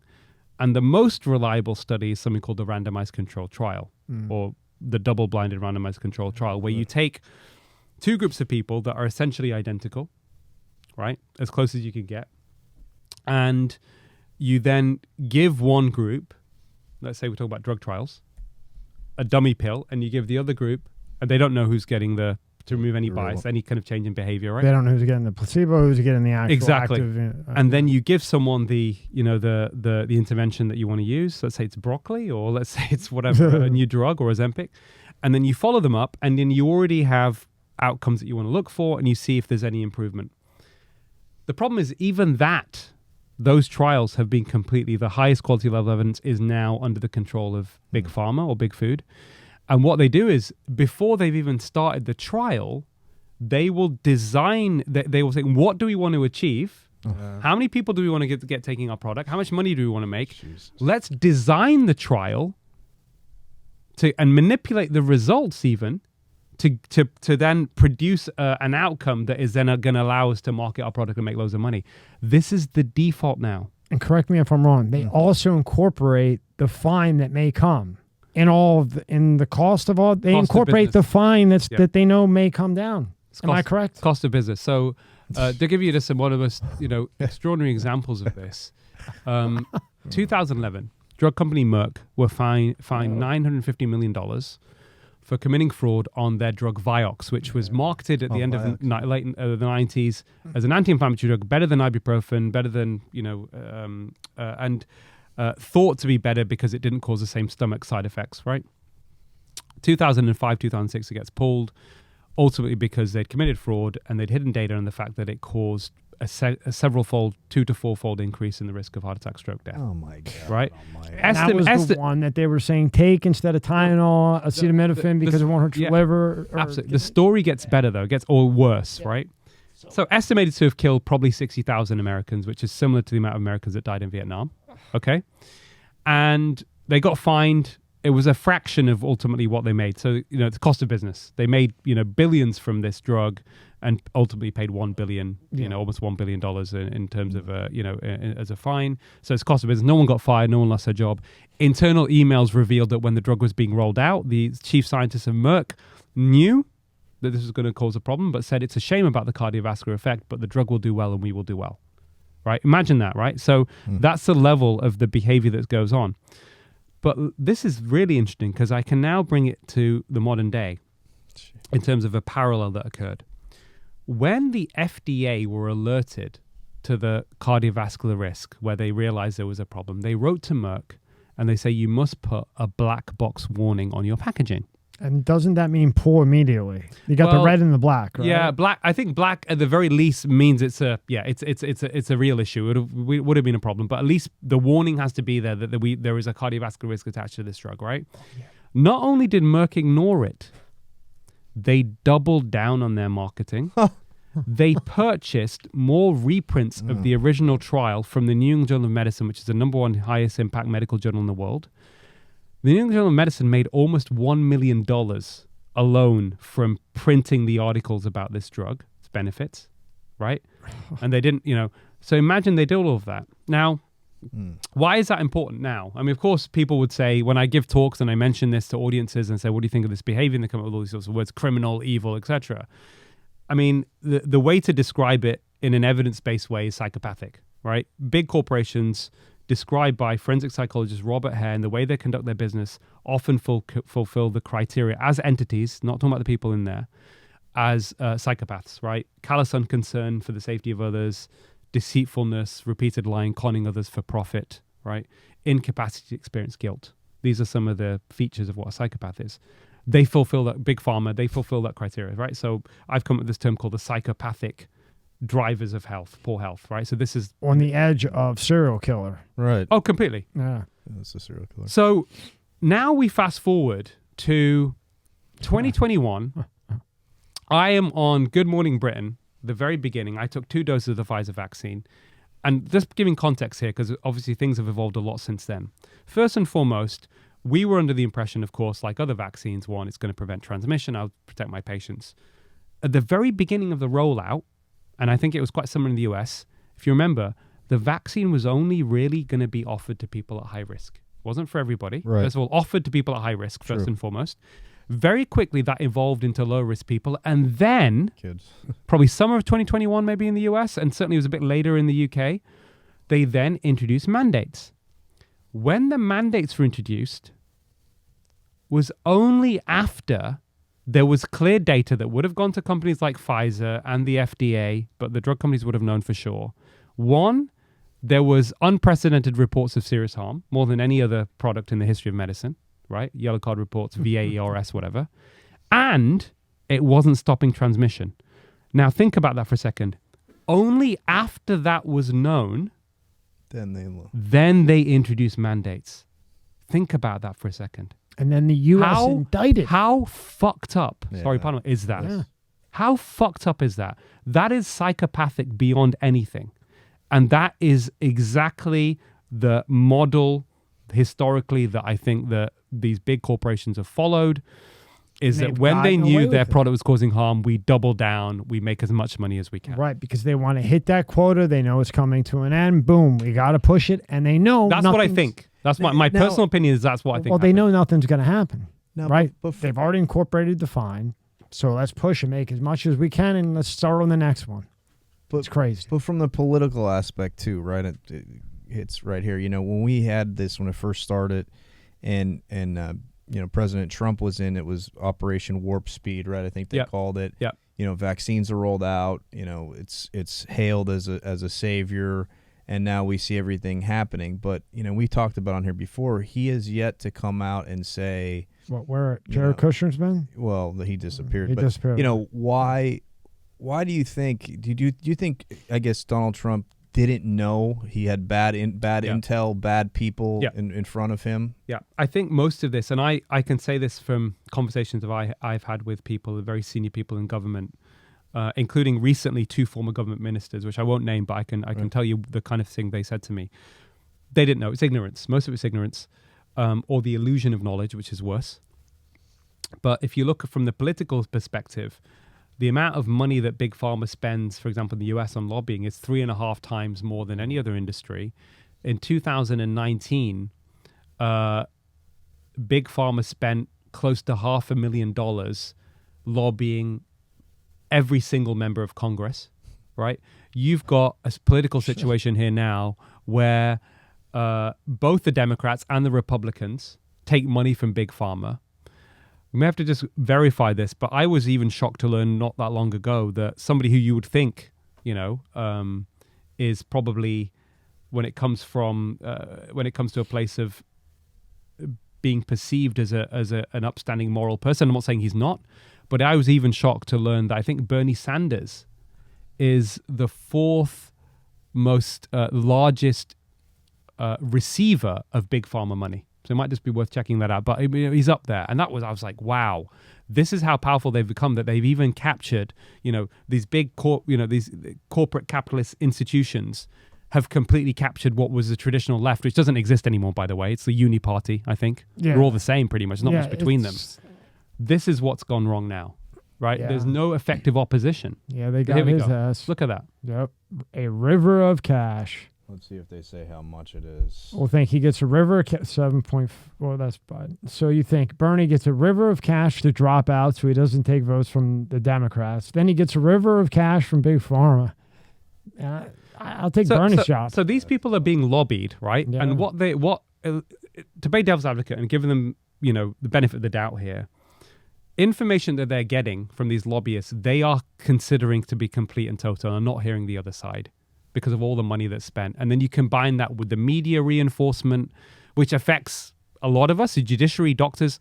I remember when I started campaigning to help overturn vaccine mandates for healthcare workers in the UK. And we got really angry about that. A lot of people got angry about that at the end of 2021. And this is after, again, we knew it wasn't stopping transmission. There were some harms. I was like, what's going on here? This doesn't make sense. It should be an individual choice issue. I called up the chairman of the British Medical Association, who was a friend of my father. My father, as you know, suffered a cardiac arrest in the summer of 2021 and probably was killed by the vaccine. But I called him up and I spent a couple of hours on the phone to him to say, listen, because he was meeting the Secretary of State for Health. At the time, was a guy called Sajid Javid. And I didn't have direct access to Sajid Javid. I had direct access to the previous Secretary for Health, but he got fired after he was found in a compromising position with one of his aides, heavy petting. It was a big scandal. It was a big scandal. Anyway, we were Matt Hancock, poor guy. Anyway, wink, wink. So I didn't have access to the Secretary for Health, and so I spoke to Chand, and I spent a couple of hours on the phone. I was actually in the States here visiting my family, and he said to me at the end of the conversation, "Aseem, nobody appears to have critically appraised the evidence, certainly who I've spoken to as well as you have." When he's talking about his colleagues in health policy roles, most of my colleagues are getting their information on the benefits and harms of the vaccine, or benefits of the vaccine, from the BBC. Right? Wow. These are doctors in policy-making positions. Rochelle Walensky, the former director of the CDC, she herself also said that her initial optimism from the vaccine, COVID vaccine, came from a CNN news report. Oh my God. That CNN news report she was referring to was almost verbatim a reproduction of Pfizer's press release. Wow. Right? So I'm just saying that all of the system is geared to cause such a level of deep indoctrination that even educated people think they're being objective, and in fact nothing could be further from the truth. That's crazy. So I think genuinely most of these people, and the thing is, the system ultimately, in a way, I think, with the fact that, okay, if we start from the bigger picture problem, pre-pandemic, third most common cause of death after heart disease and cancer, prescribed medications because of side effects. Why? Because medical knowledge is under commercial control. Drug companies will exaggerate the safety and benefit of their drugs, right? You start from that place.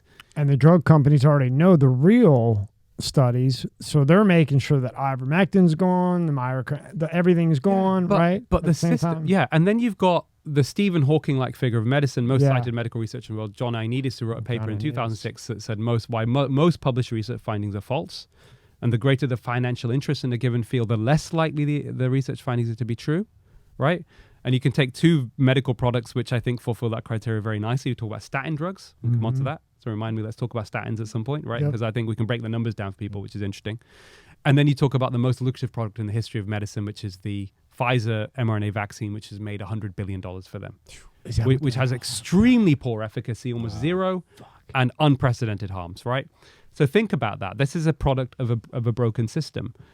But the reason why it's self-destructive is because of this system. Even the CEOs of these drug companies, if they go to their doctor, they won't know the real benefits or harms of the drug they're getting. So therefore, it's in everybody's interest to help change the system, right? Yeah. It's like this machine that is got more control than prime ministers, than governments. You know, one former government minister said to me, you know, when she knew what was going on with the vaccine, having been part of that government when it was being rolled out, saying, Aseem, I now realize the only people that benefited from mandates were big pharma. This person also said to me, as far as they were concerned, and that's fine, I don't think this is exclusive to him, that felt that our Prime Minister in the UK, Rishi Sunak, is basically a puppet of big corporations. So this issue is bigger than a single individual. It's bigger than Trump. It's bigger than Rishi Sunak. It's bigger than, so that's why it needs, dissemination of this information to the masses through use, mainly ideally the ideal platform is media, mainstream media, alternative media.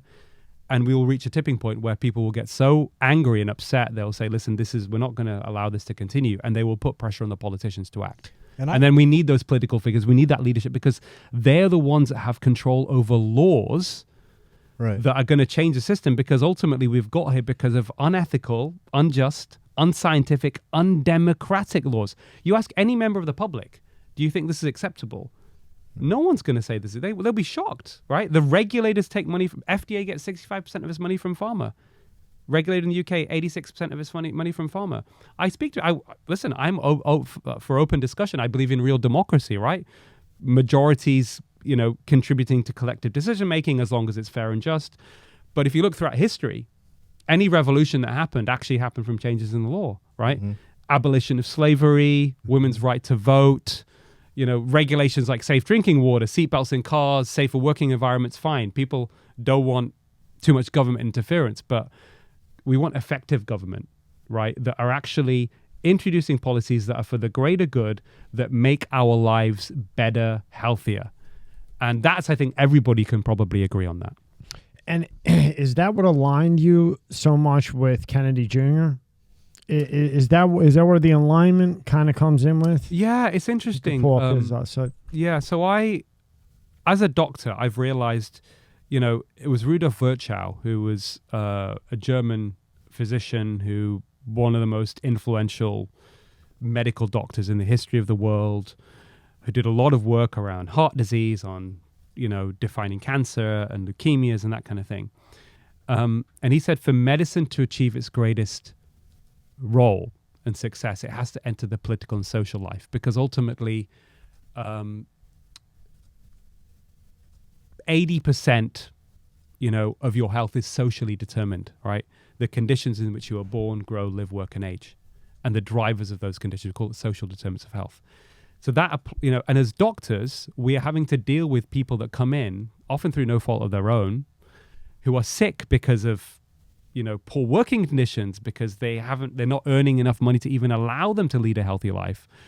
And therefore, I see a role of doctors to get involved, in a sense, to influence politicians, to explain them what the truth is when it comes to policies that are going to have a positive effect on people's health or a negative effect. And I think no politician would willingly want to introduce a policy that they know is going to damage the mental and physical well-being of their population, because that's kind of counterintuitive, right? And even if they don't care about the people, they don't want that on their reputation. Absolutely. Right. So, but on that though, the one person certainly for me stands out by far. I think none of the other candidates in the presidential race, I'll be honest with you, are even in the same league as him, who understands these issues in depth, has the intelligence to articulate solutions for these problems, isn't afraid to speak truth to power, is not someone who's going to be corrupted by money, doesn't need the money, right? Yeah. Comes from a family who have a history and legacy of representing what I would say is the epitome of what Americans would be most proud of in their leaders,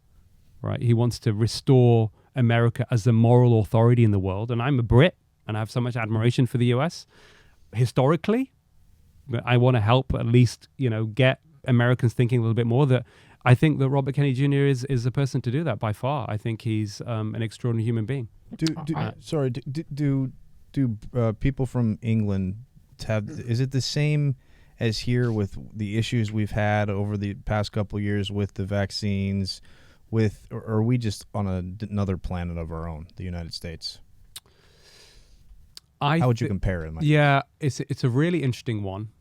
I think if you look from the health lens, so John Abramson is a doctor from Harvard who wrote this book called Sickening, How Big Pharma Broke American Healthcare. It's a great book to read, and it documents this in a lot of depth.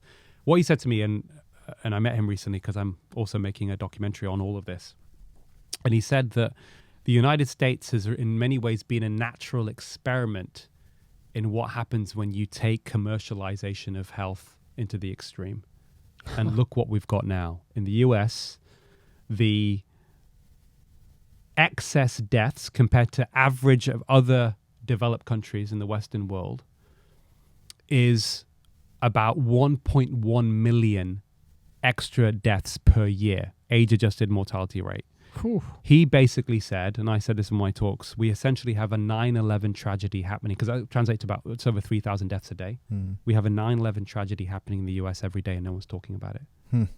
So what you've got the highest expenditure on healthcare, $4.3 trillion, with the poorest health outcomes. You're losing, your life expectancy is going the wrong way, and more chronic disease. That's really sad. Really, really sad. And the root cause of the problem are these big industries, big food, big pharma, who are, manipulating the masses for profit, whether it's producing ultra-processed addictive foods. And then they're so devious, they then push it onto you. It's your fault. You're fat. It's personal responsibility. I'm going to get you hooked onto my product, get you addicted, which, by the way, addiction is the opposite of free will. And then the propaganda behind it is it's personal responsibility. And you need these drugs. And don't go to the gym. Take these drugs. And then politicians who then perpetuate those messages are ultimately not the people who are going to solve this problem. They're just part of the same old system. Whereas Robert Kennedy Jr. is like calling it out. And he's even said that, if he does not reverse the pandemic of chronic disease in his first term as president, he will resign. I mean, he's literally put his cards on the table. And the reality is, and I know this from my own research, if policies were introduced to just make sure that the default choice for people's, we're not talking about banning junk food completely. That doesn't work, right? People can still buy cigarettes, right? But there are certain policies that made it easier, make the default choice a healthy choice. He knows what to do. That would rapidly reduce the burden of type 2 diabetes, heart disease, high blood pressure, all these big conditions very, very quickly. So, I think from that point of view, he certainly is the person. Pull up av24.org. All right. Do you think there's a link to insurance companies and big pharma and all that type of stuff too. Yeah, no, Because- of course. The insurance companies also make money from, from people's poor health. They And coded in. Yeah. Yeah. What were they getting? 4,000 every time they did the COVID shot. You know, in the prisons here in Florida, this is how sick it is. My friend was in maybe 6 months ago. Okay. If you take a COVID shot today and you're in jail, wherever it is, right over here, okay, they give you $35. So now, if you're in the county, you don't have a lot of money, you don't have anybody out there, I don't know, you got a DUI, you trespassed, whatever you did, you don't have anyone out there or you don't have money, you can go and get a COVID shot and they give you $35 to go buy food and so on and so forth here in Florida. The Florida that was so this, that, the other, okay? Yeah. Here. wow. So Wow. Well, so Tommy, on that though, it's interesting. You've raised this another important point. When you bring financial interests into health care and decision making, doctor and patient, it distorts the doctor-patient relationship. It means you're less likely to get true, clean information. And when you look at systems and the evidence around the world, if you've got a system, a publicly funded system for health, right, actually the costs go down and the quality increases. The opposite happens when you commercialize, right, when you privatize a system, because it's there to make profit. So, for example, I grew up, I feel privileged and fortunate that I was trained in a system where I did not have to think about money when I'm treating a patient. There was nothing in my head thinking, okay, Tommy's come to me here. He's got a bit of chest pain. You know what? It's probably nothing to do with the heart. But you know what? I'm going to order a battery of tests. I'm going to increase the amount that he's ultimately going to have to pay, and I'm going to get more money for it. That's never part of my thinking, right? Because your office is $27,000 a month, and you got a $30,000 chair to sit in, and you got a $40,000 desk, and the Ferrari outside is yours. So, we have to do this. So when you That's actually, how it happens. so when you actually take those financial, so where there is no immediate gain for the practitioner, you actually get much better quality in terms of that consultation and better outcomes, and that's very, very clear. True results. And if you look at surveys now, people will say, okay, this is a socialist system, whatever else. It's not. I'm not about socialism, or I'm about what the evidence tells us, right? 7 out of 10 Americans, when surveyed, 7 out of 10, 70% of Americans feel that healthcare should be a human right, basic human right. That means it should be free. People should not have to pay for it. And you could easily create a system where that would be for the benefit of everybody, and you remove all these financial incentives and patients get a better deal. Doctors can also restore their trust. I mean, this all started to go downhill really from the 80s when, they put in that law where you can never sue a pharmaceutical company. Yeah, there's all that kind of stuff. But the whole system then got geared towards supporting these big corporations, and the diminished trust in doctors started to decline when you started to commercialize healthcare more in the United States, which was really instigated by Ronald Reagan, and I'm sure well-intentioned.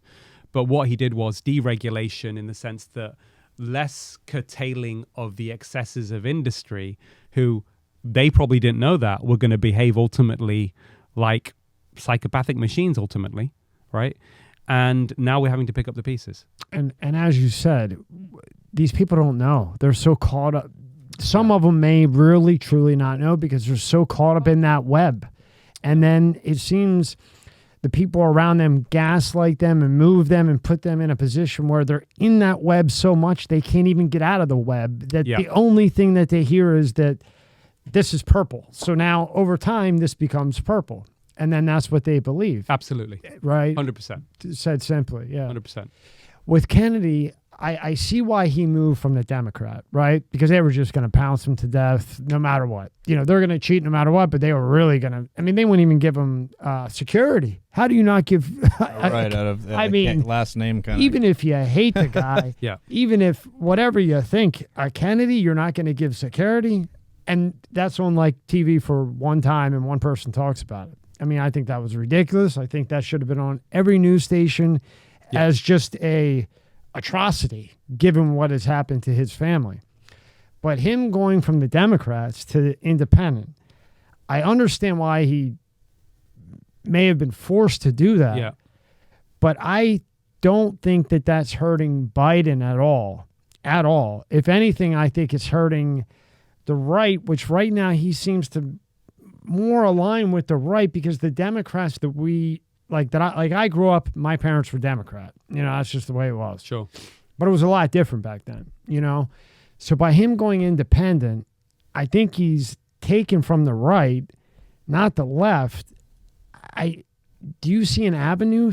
Yeah, listen, you know, they say a week is a long time in politics. Sure. Right?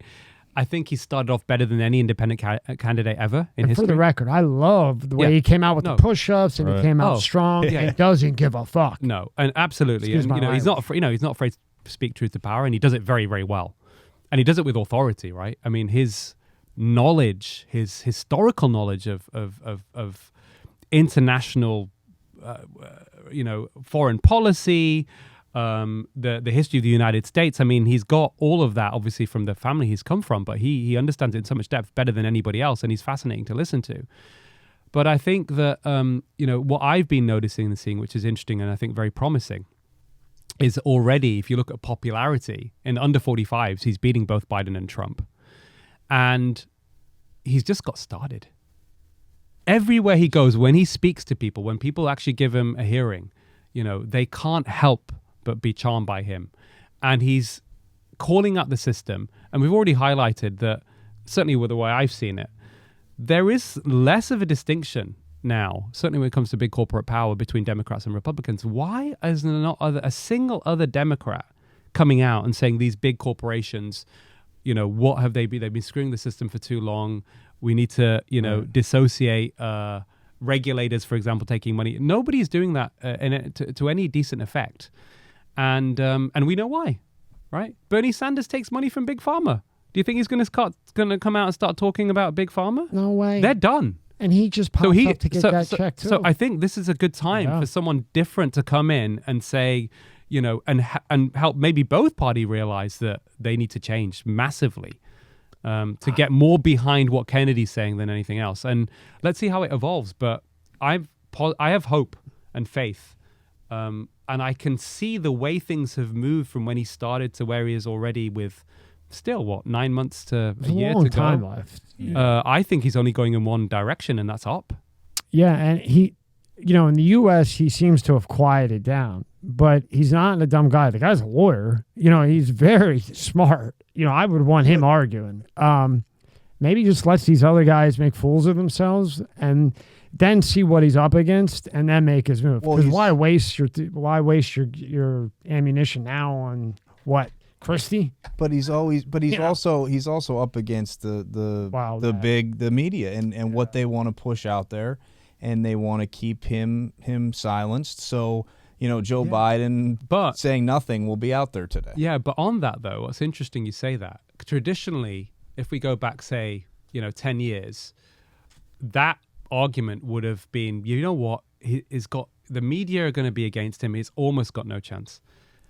But we've already seen with the election of Donald Trump that mainstream media now don't have that kind of power they used to. Nope. But I honestly did not believe that it was possible, because I've never seen Donald Trump had a huge platform, but every single media outlet, pretty much most of them, the so-called mainstream, were using every opportunity they could to just disparage him. I think people could believe. I think even Donald Trump himself, even when he got elected, couldn't believe it happened, but it still happened. Right. So we've got a precedent already. I'm not worried about the mainstream media, actually, when it comes to Robert Kennedy Jr. I think all of the, the way things have changed, social media, there's less trust in the mainstream media now than ever before, especially with the pandemic and what's happened since then. Yeah. So, I listen, let's engage everybody. I still think mainstream media will come around. And over time, they will be forced to. Yeah, absolutely. Yeah, they won't have a choice. Yeah. And by the way, have you noticed they've stopped referring to him as anti-vaxxer now? No. They just stopped referring to him. Period. And I honestly think, and it seemed to have happened after the push-ups. So I think they got worried when he did the push-ups because what are you going to do? Hey, Biden. No offense. Yeah, you got the other guy, and he's falling over, and God bless. Like I said, it's like you're watching your grandfather die. That's the only thing. It's sad. However dirty he is, you don't want to watch somebody, No. But I think also as well, I think what people will learn with time, and certainly I've been fortunate enough to meet Robert Kennedy. He was the first guy to call me after I published my paper about the vaccine when I was in the UK. And he absolutely, for me, seems to be following the footsteps of his uncle and his father. And the tragedy around their deaths, is still something I think that's very relevant and pertinent now, because you've got a situation, I don't know where you guys are on this, and it's not, what was considered so-called conspiracy theory is now conspiracy fact, to quote Oliver Stone. It seems highly likely, very clear that the CIA had some role to play, or section of the CIA, in the assassination of JFK, which is just extraordinary when you think about it. We just had that Roger the CIA Stone can kill their own president. I mean, think about was that, Roger right? Here last week, 2 weeks ago. Yeah. Roger Stone was here last week. He wrote a book on it, and then we had James Files in, who was a CIA guy who was on an oxygen tank. And if that guy's lying, then I'm the biggest dummy that ever lived. Yeah. And then you've got obviously the assassination of Robert Kennedy Sr., who arguably was probably the best president you never had. Right. Yeah. And again, there is some implication potentially of the CIA getting involved in that. You look at all of it. And I think that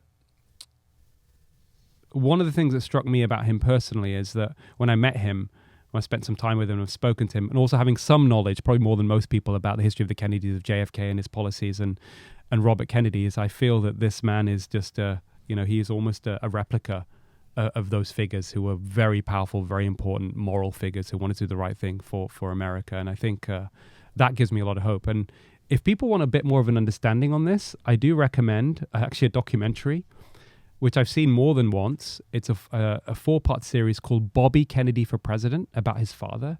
So powerful, so interesting, so moving. If people watch that, you will get an essence of who his son, Robert Kennedy, his son is. see if you can find a trailer. It's on Netflix. Yeah, see if you can put it up, because it's even watching the trailer. I mean, you'll get goosebumps watching it. I gained a really big interest for him because my stepdaughter, when she was 18, beautiful girl, about to go to prom, the whole nine, all of a sudden tired. And we had thought that, just didn't want to get up, didn't want to go to school, normal teenager stuff, right? But no, it got worse and worse and worse. Took her to Hershey Medical Center, blah, blah, blah, dicked around. Next thing you know, 18 years old, boom, liver failure, boom, kidney failure. Okay, now here's this beautiful 18-year-old girl, now has no hair because they had to give her radiation. This happens quick. Liver failure, kidney failure, on diops for the kidneys, hooked up, the whole nine, crying all the time for months and months and months. Shifted her from Hershey to another one. To make a long story short, got her to UPenn, which sucks now. Another thing with them. That's a whole nother story with that dirty place. But at the time they weren't, I don't think. And we went in, and they were the only ones out of many hospitals and tons of money. They said it was an autoimmune disease, most likely from her childhood vaccinations. Wow. So when Kennedy Jr. started popping up, and I saw him more and more, and I saw that originally he was doing environmental stuff, and a mom came up to him. Too many moms had come up to him and said, hey, there's something going on and nobody will listen to me. And the guy had that heart to listen. And although I was the stepdad in the situation, I had to watch this little girl not go to her prom, not be 21 and go out and have a beer and everything, be on dialysis at the time because nobody could diagnose it. He touched me with that because I was that guy saying, what is going on here? Your doctors, no one can say, it's this, it's that.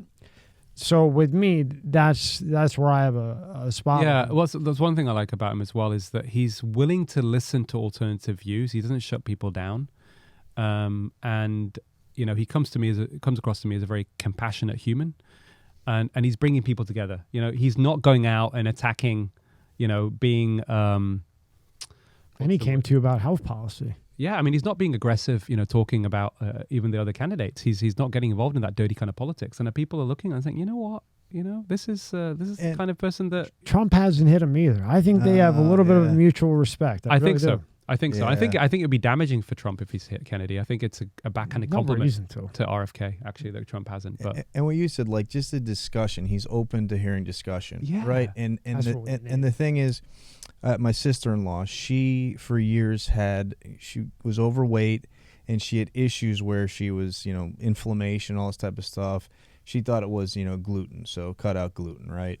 And went to doctors, and then eventually one of the doctors said, you have lupus.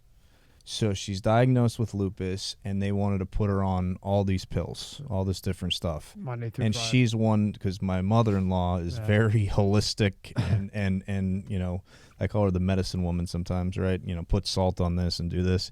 But she found something online, and it was basically a green diet or whatever it was. But she doesn't eat meat anymore.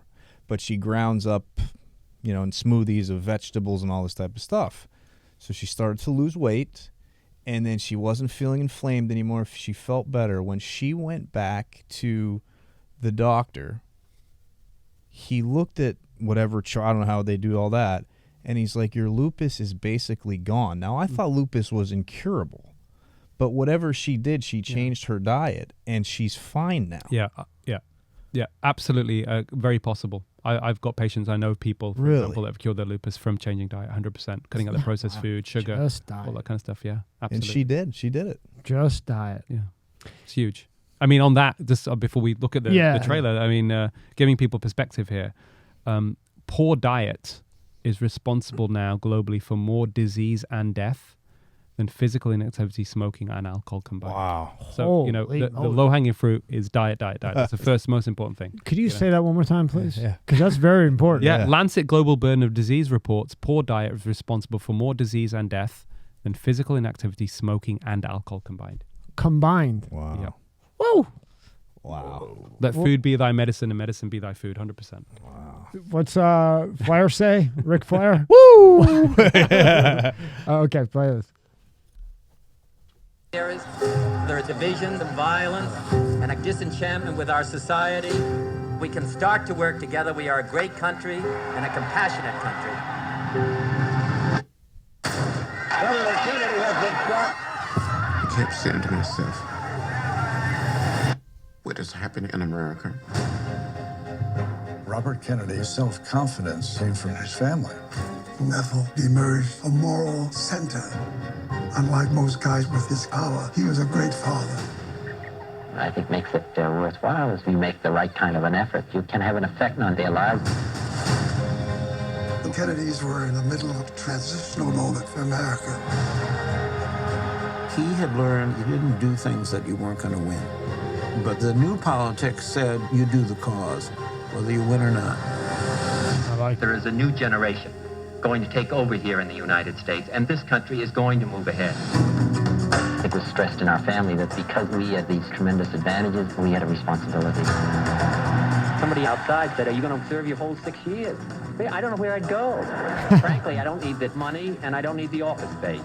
I'd like to just be a good United States senator. I'd like to serve. When I hear I don't need this money, Crisis in the Mississippi I'm in. Delta. I asked him to go and see. Nobody was going to believe. People were starving in America. It was clearly he'd gone through a transformation. Robert Kennedy went home so upset about it. He banged his fist on the table and he pointed at every one of his children. You have to do something about this. good for him. There is today an alien land within our borders. These are people suffering that have changed. Even in our sleep, pain which cannot forget falls drop by drop upon the heart, until in our own despair comes wisdom. And if you're listening, this is on Netflix. For the presidency of the United States. Bobby Kennedy for president. Netflix. That's a really good show. Oh, it's powerful. Really good. Really informative. That's and- good to watch. Yeah. Well, that gives me something new to watch. Absolutely. Yeah. Wow. That kind of gets you going. I like how that guy, I'm for the cause. I don't 100%. take money. Yeah. Yeah. That's what we need. Yeah. When I met Robert Kennedy Jr. In LA last year, and I was asked to speak in an event. There were several hundred people there. And he said something which I really admire, and I think have incorporated that into a lot of stuff that I do. He said that when you speak the truth, you got to let go of the outcome.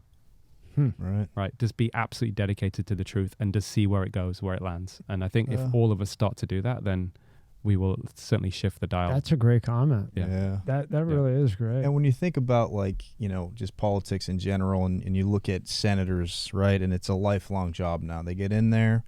They get in and they're making $250,000 a year, maybe less, $150,000 a year, and then then it's like they have $10 million, but they made really good investments, right? They're making all this money. Pelosi, right?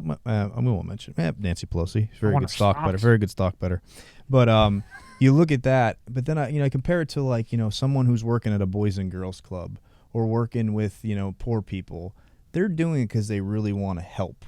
Yeah. And they're not getting money. Some are, but it's minuscule. And that's what Congress is supposed to be there for. They're getting paid $150,000 a year, which is a lot, and they're taking more and more and more, and they don't give a fuck, and they all blend together at one point. It's about power, ultimately, just keeping power rather than doing the right thing. Right. And that's why I think he does stand out, because he doesn't need to be doing all of this stuff. And of course, he's putting his life at risk. Times a million. Right. And what stood out to me was when that Mr. Fatty Peter won debate him for $100,000 for charity. So you're going to get $100,000, $150,000 that you say know so well, right? And you can give it to any charity you want, anyone you want, buddy. Yeah, do it. And you're the doctor, but you won't debate Kennedy. Why? No. Why? Yeah. Why? Oh, you're too busy. You're not going to debate it. He's not a doctor, so you're not going to debate him. Well, if you're a doctor, you want to be a doctor to help people, right? Yeah. So then you would do it anyway for that 150 to put it toward whatever your cause of choice, correct? Of course. So he must know a little something. Yeah. Yeah. No, he's a I just hate that guy. I shouldn't say hate. I dislike. This may be a weird question, but and kind of maybe a little off topic at this point with what we're talking about, but with disease, with all the issues, health in this country and things like that, how much do you think mental, your mind itself, controls your health? You've heard the stories of people diagnosed with diseases, and they told the doctor, they looked in the face, I don't have cancer. And they're like, yeah, it's right here. Here it is on the screen. No, I don't have it. No, I don't have it. And their mind somehow took over, and the cancer then disappeared. Do you believe in that mind control for health? Huge role. Yeah. And something, I'm glad you brought it up. Something that isn't fully acknowledged and taught in medical school. We talk, we learn about different organ systems and diseases that can happen, but not how they're interlinked so much. So, if you talk about health, 1948, WHO, when they used to be the good guys, right? They come up with this wonderful definition of health, which is what I use. And I think when I think about what I'm trying to do and how we're going to shift things and what we should be focusing on, health is a state of complete mental, physical. This episode is brought to you by Let's Get Checked. Are you the man your father was? Recent studies have shown that men's testosterone levels have dropped substantially since the 1980s at about an average of 1% per year. Think about how old your father was when he was born. For example, if he was 30, your testosterone levels could be 30% lower than his. Low testosterone levels can have all type of health effects on men. It can affect your mood, sex drive, memory, muscle mass loss, you name it. And yes, low testosterone is more common the older you get, but it can affect men at any age. So let's talk about today's sponsor, Let's Get Checked. You can order a testing kit that will be delivered to you in a discreet packaging with next-day delivery. Once your sample arrives in the laboratory, confidential results will be available from your secure online account within 2 to 5 days. So, if you want to test your hormone levels without having to leave your home, visit trylgc.com/MSCS Media and get 25% off your test using the code MSCS Media. The link is in the description at the top. And social well-being, not merely the absence of disease or infirmity, right? So when I think about myself and I think about my patients and I think about community, I think, well, how do you create a society where people are able to optimize their mental, physical, and social well-being? But linked to that, what's very clear, and in fact, this even goes back to ancient wisdom. I mean, this goes from even the times of Socrates and the Buddha. you can't have optimal mental health without having optimal physical health, and you can't have optimal physical health without having optimal mental health. If you look at heart disease, one of the things we were getting onto, because we talked about what really determines your health, so we talked about the diet and the exercise stuff. The other one is psychosocial stress or stress. Now the data is there, and it's not probably in the minds at the forefront of the consciousness of most doctors' minds. But if you look at the impact of stress on heart disease, the evidence tells us that the risk of heart disease or heart attack from having chronic stress, which is actually probably most people right these days, is the same as being a smoker or having high blood pressure or having type 2 diabetes. And most people are not doing anything about it. And we know that because there is good information that tells us that if you have chronic stress, it causes a release of factors in the blood that increase clotting and inflammation. Heart disease is a disease of clotting and inflammation.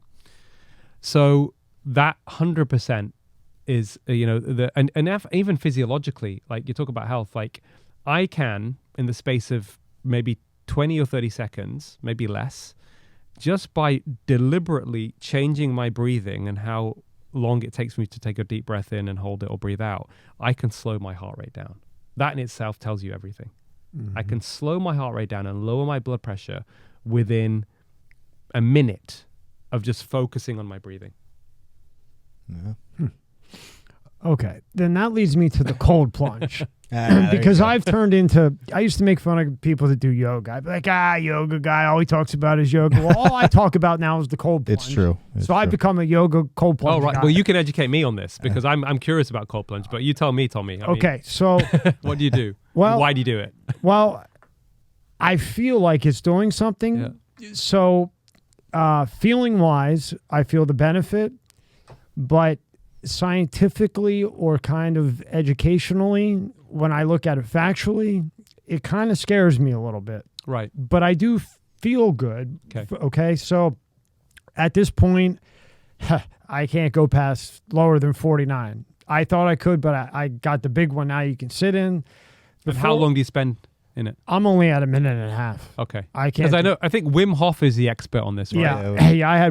We had Wim Hof in. He's on another league. Okay, he's on a whole nother level. Right. Like he can go a mile naked in Antarctica and no issue. Right. Miles, I should say. I mean, there was no one like that. Like yeah.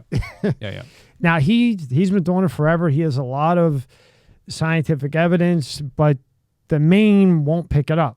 Now we had just connected him with Dr. Dietary, who's down here. Yeah. So that's, hopefully they can come with a lot of conclusions because of oxygen chamber and all this other craziness. Sure. So I jump in it. You can't breathe at first. Like the breath is gone. It's gone. Just at 49. It's like, ugh. And then I've tried it. I've done it. Okay. So, okay. And then I get out, and if I'm sad or not in the best of moods or whatever, once I'm done shaking to death and control my limbs, I can feel the endorphins release as if I took modafinil. Provisual, when it's active and it hits and you can really go on, not Adderall, modafinil. It's kind of like that for me. So it opens the endorphins and I feel better. I'm ready to go. I'm a little bit more talkative. But I'm not quite sure that going from, normal heart rate and say 72 out of nowhere to 39, 38 for 3 minutes. Heart rate slows very quickly. Yeah. Is 100% healthy or... Yeah, I don't think... And then let me just finish this last part. And then I see like the trend, and now everything is cold plunge. I know. Very trendy. So whenever I see trendish, I say, oh shit. Yeah. Oh shit. Everywhere. Oh shit. Yeah. There's got to be more. So tell me there isn't more. So I'm not an expert. I'm curious about it though. And I've tried it, and I understand the concept of it in terms of, it being good for immunity, good for testosterone, good for hormones. But I haven't studied the data in depth. But I'm curious. As a cardiologist, I don't think there's anything that causes an extreme stress on the body. If you're already predisposed and you have an issue, then it can trigger things like heart attacks. But if you're otherwise healthy, most of these things aren't going to be a problem. And how would It's somebody... like going like on a roller coaster or bungee jumping. They have all these warnings saying if you've got a heart condition, don't do it, etc., etc. So I would treat it in the same sort of light. And when somebody reads that, if you're exposed, or whatever, don't go on this roller coaster. No one knows what that means. So what does that actually mean? Yeah, it's probably just giving people a warning so they don't get sued. Yeah, maybe a warning that, but also for the individual, what does that mean? I think again, it's subjective. I think if people are really concerned and they're told, okay, this is going to cause, then maybe it's just it hasn't been quantified. I don't think we've got any data to quantify saying that. Let's say you've had a bypass operation, and if you go on this roller coaster, there's a 1 in 1,000 chance that you're going to get a heart attack and a cardiac arrest. I mean, I don't think there's any data like that on there, to be honest. So a lot of it's kind of precaution. It's like just being extra precautionary. Like maybe not a good idea for you, but if you're going to do it, just be aware it might not be. You might have a problem. Is it something that you're going to incorporate regularly into your regimen? Well, I did it. I was in Thailand a couple of months ago, and I was staying in this place where they had this kind of spa area where you could do the cold plunge stuff. And my cousin in California, Akshay, is massively into all of this stuff. He's obsessed with his health, and good for him. He's in great shape. Work in progress. A lot of people just do it also to see how they feel. Mm-hmm. So, he feels that he feels better. He just feels... people have also said to me that they have noticed, I don't know if it's with you as well, that they just have more mental clarity. Yeah. There's some anecdotal evidence that it's good for depression. So first do no harm. If people are feeling, and I don't think we're going to get data on long-term benefits necessarily, but certainly quality of life are the things that should people look at, and maybe any other health markers that are showing improvements. And if that's happening, we've all got to die at some point. You want to live have the best quality of life that you can for as long as you can. So if it's helping people's quality of life and they're enjoying it, great. I think Wim Hof said, if I'm not wrong, that you shouldn't do more than 11 minutes a week or something. Yeah. Because actually then it can cause extra stress on the body and may have the opposite effect. So you got to just... Wim says you ease into it. Right. So don't go in and do 3 minutes. Do 15 and get out. Yeah. Then do 20 and get out. Yeah. And slowly build up to 3 minutes 5 times a week. Fine. And don't pass that. Fine. And after that... Yeah, and also mixing in, for example, like in Europe, I mean, these sort of spas are very popular where people go to saunas and plunge pools, and they've got cold plunge there, and you kind of I do the sauna too. So then in my mind, I'm thinking, okay, I'm waking up, jumping in freezing cold water, then I'm working out, then I'm going in 160 degrees, then I'm running. Is that all just making my heart strong, or is that just killing me faster?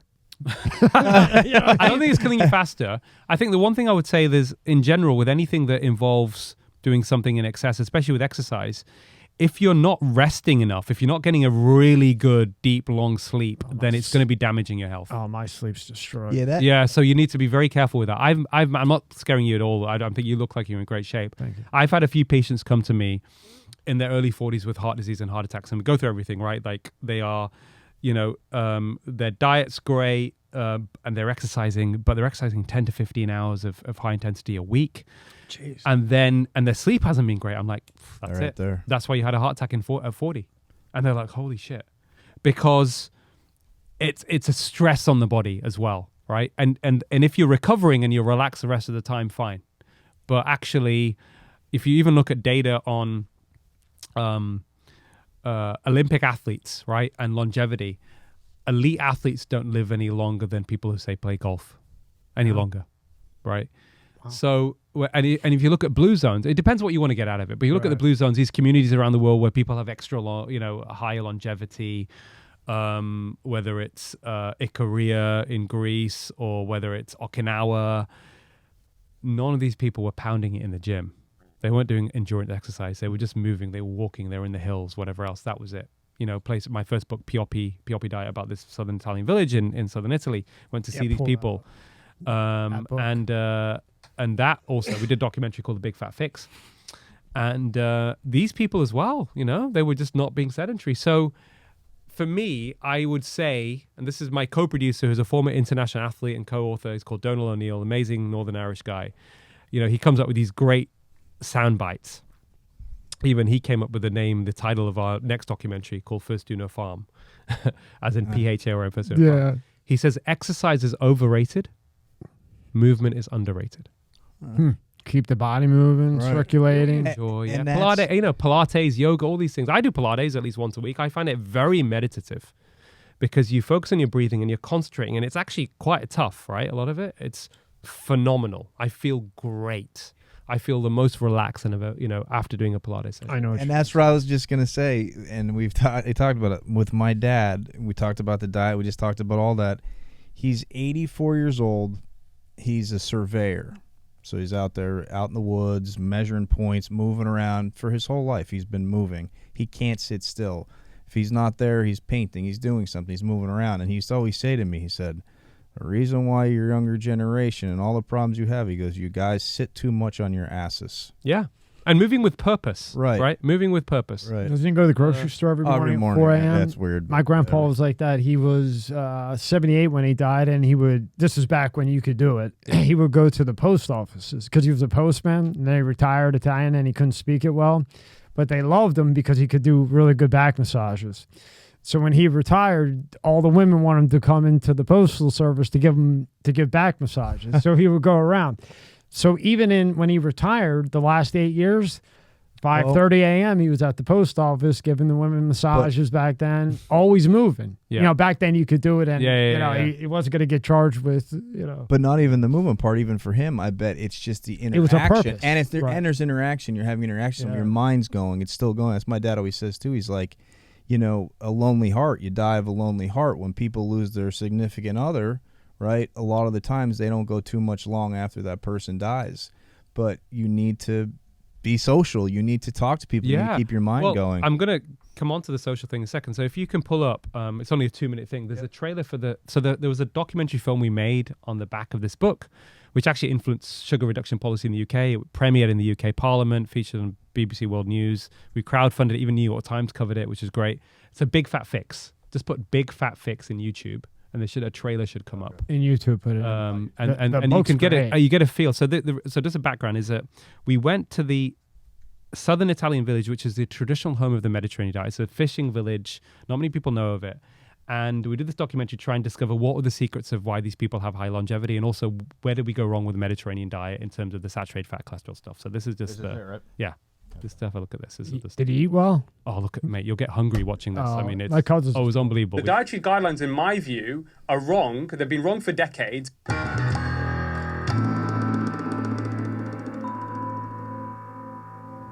Ansel Keys would become famous for his demonizing stance on saturated fat and cholesterol. By the 1980s, he'd realized that some of those really weren't standing the test of time, and he couldn't get his papers published, and he was furious.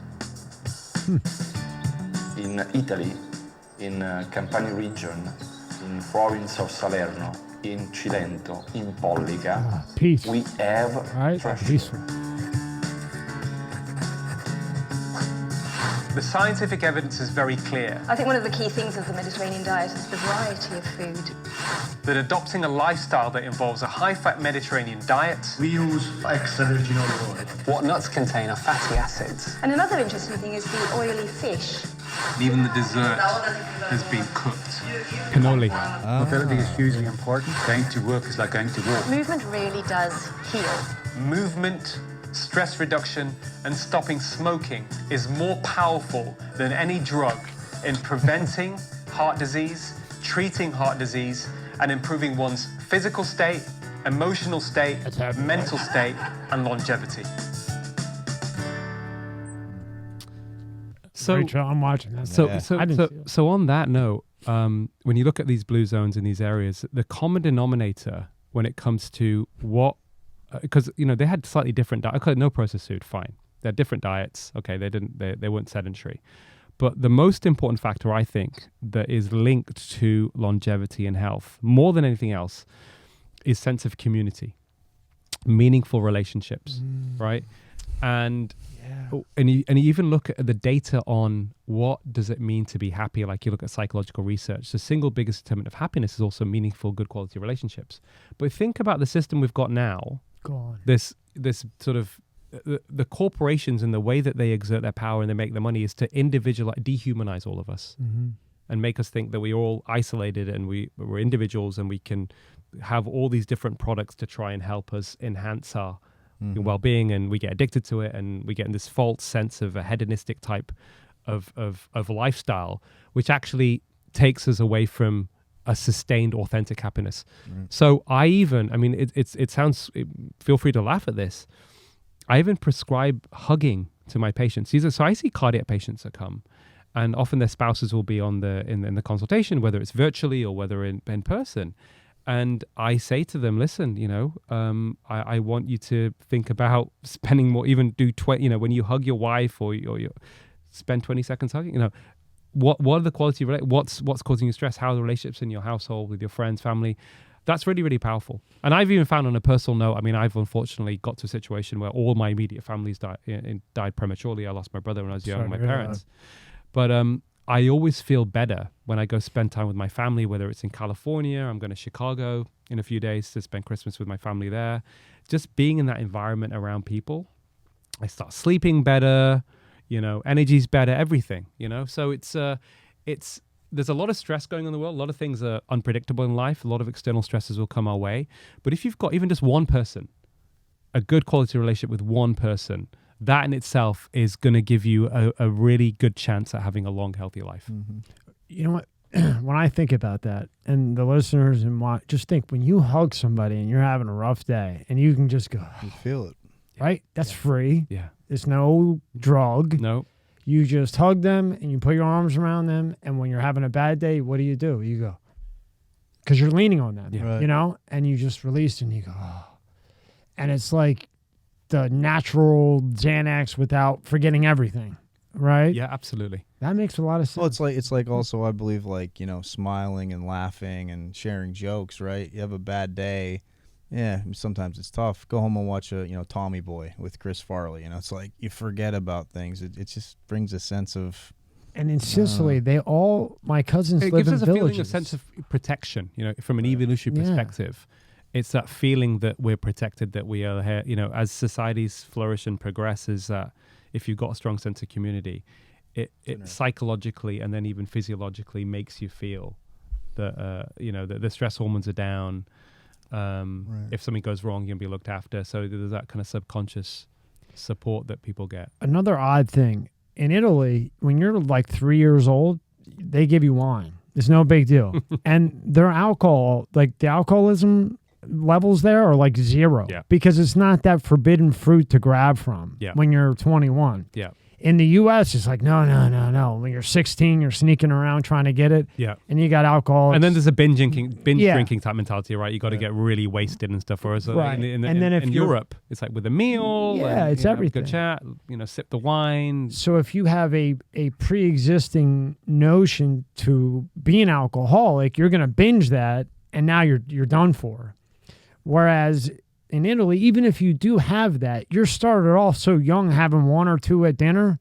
It's like not really anything. Yeah. It's just so interesting. Yeah, and here it's like, just kill everybody. Yeah, I think my dad gave me my first beer.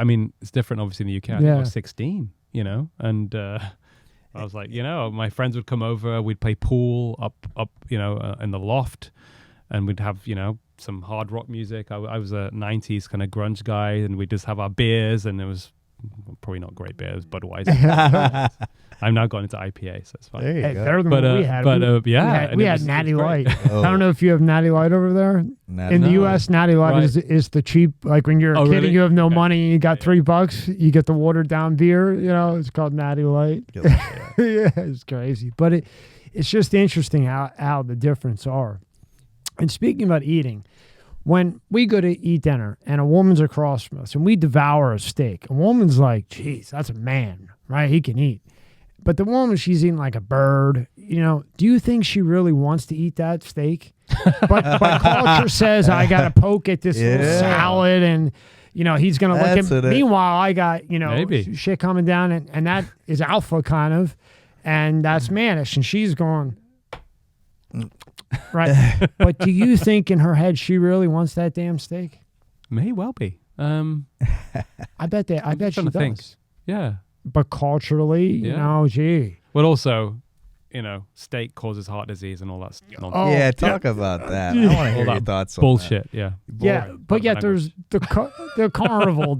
Yeah, talk about that. And let's go with this. Okay, let's start with the vegan. Yeah. Because your mom was a very strict vegan. I hate to eat vegetarian. Yeah. And I hate to even bring up that she passed because I can sure. relate. It's just fucking horrible because it's the worst. But why is being so strict with that such a bad thing? Yeah, so forth. So you can have a healthy vegetarian diet, but the default for most people is not, and tends to be people vegetarian tend to get a lot more calories from refined starchy carbohydrates. So you've got, like, for example, India, which has more vegetarians than any other country in the world, also is a types of diabetes capital of the world as well. It doesn't mean that all of those people, you know, some people obviously eat meat and get type 2, but there's a lot of, the default choice for a lot of vegetarian food is, or there is the incorrect presumption that if it's vegetarian, it must be healthy. But sugar's vegetarian, right? Right. So I think that's one aspect of it. The other issue is you tend to get less protein in general from vegetarian diet.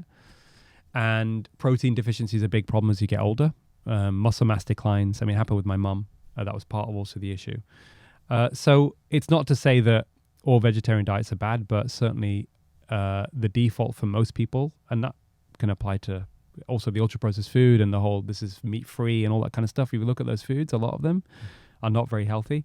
I was actually asked to do a kind of analysis for the Sun newspaper in the UK to look at fast foods, which were the most unhealthy, and to grade them from 1 to 10. And the top several ones were actually the vegan burgers and the vegetarian. They were way worse than, say, the normal beef burgers, for example, because of the amount of ultra-processed ingredients was much higher.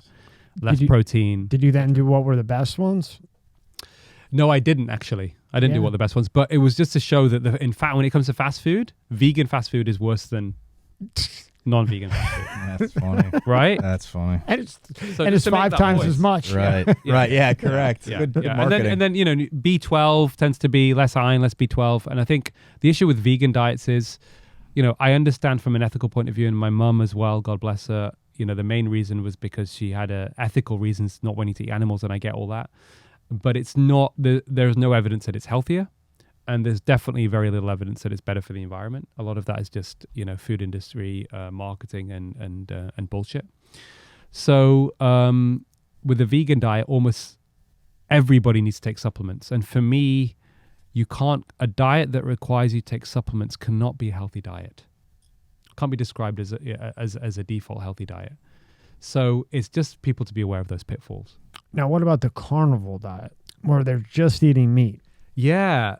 So I know a couple of people. One of the people who's kind of considered, I think, the most prominent spokesperson on the carnivore diet is a friend of mine. He's a orthopedic surgeon by background called Sean Baker. I don't know if you know Sean.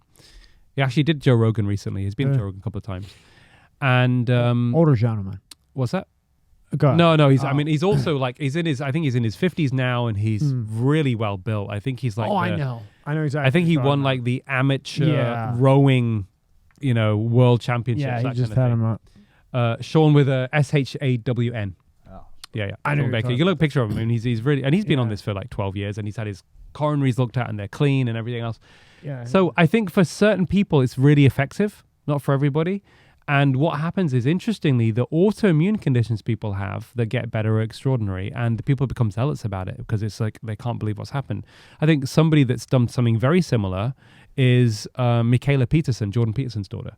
And she was debilitated with juvenile rheumatoid type arthritis for most of her childhood, and now is on essentially just a beef and water diet, and it essentially cured and resolved her arthritis. It's extraordinary. And she gave a TED talk about it, but I think the TED talk got taken down, but you can still watch it because it was just considered too controversial. Jordan Peterson himself is following such a diet as well. So I think for certain people, it's actually really beneficial. And it may well be that a lot of the reason why is that modern fruit and plants for some of these people is causing inflammation in the gut and triggering autoimmune and health problems. Something that's, so when they eliminate that and just eat, just meat and nutritious food, and they can get most of their nutrients from that, they seem to be doing really well. I've not tried it myself personally. I think I might do it at some point, try it for a month, just, get into a place to see how it goes. But certainly I have patients who do very well from it. Metabolic health's great. And I think it's be very interesting to watch this space and see how things develop with it. But I can't see there's certainly no harm when it comes to heart disease. It's not going to cause you heart disease.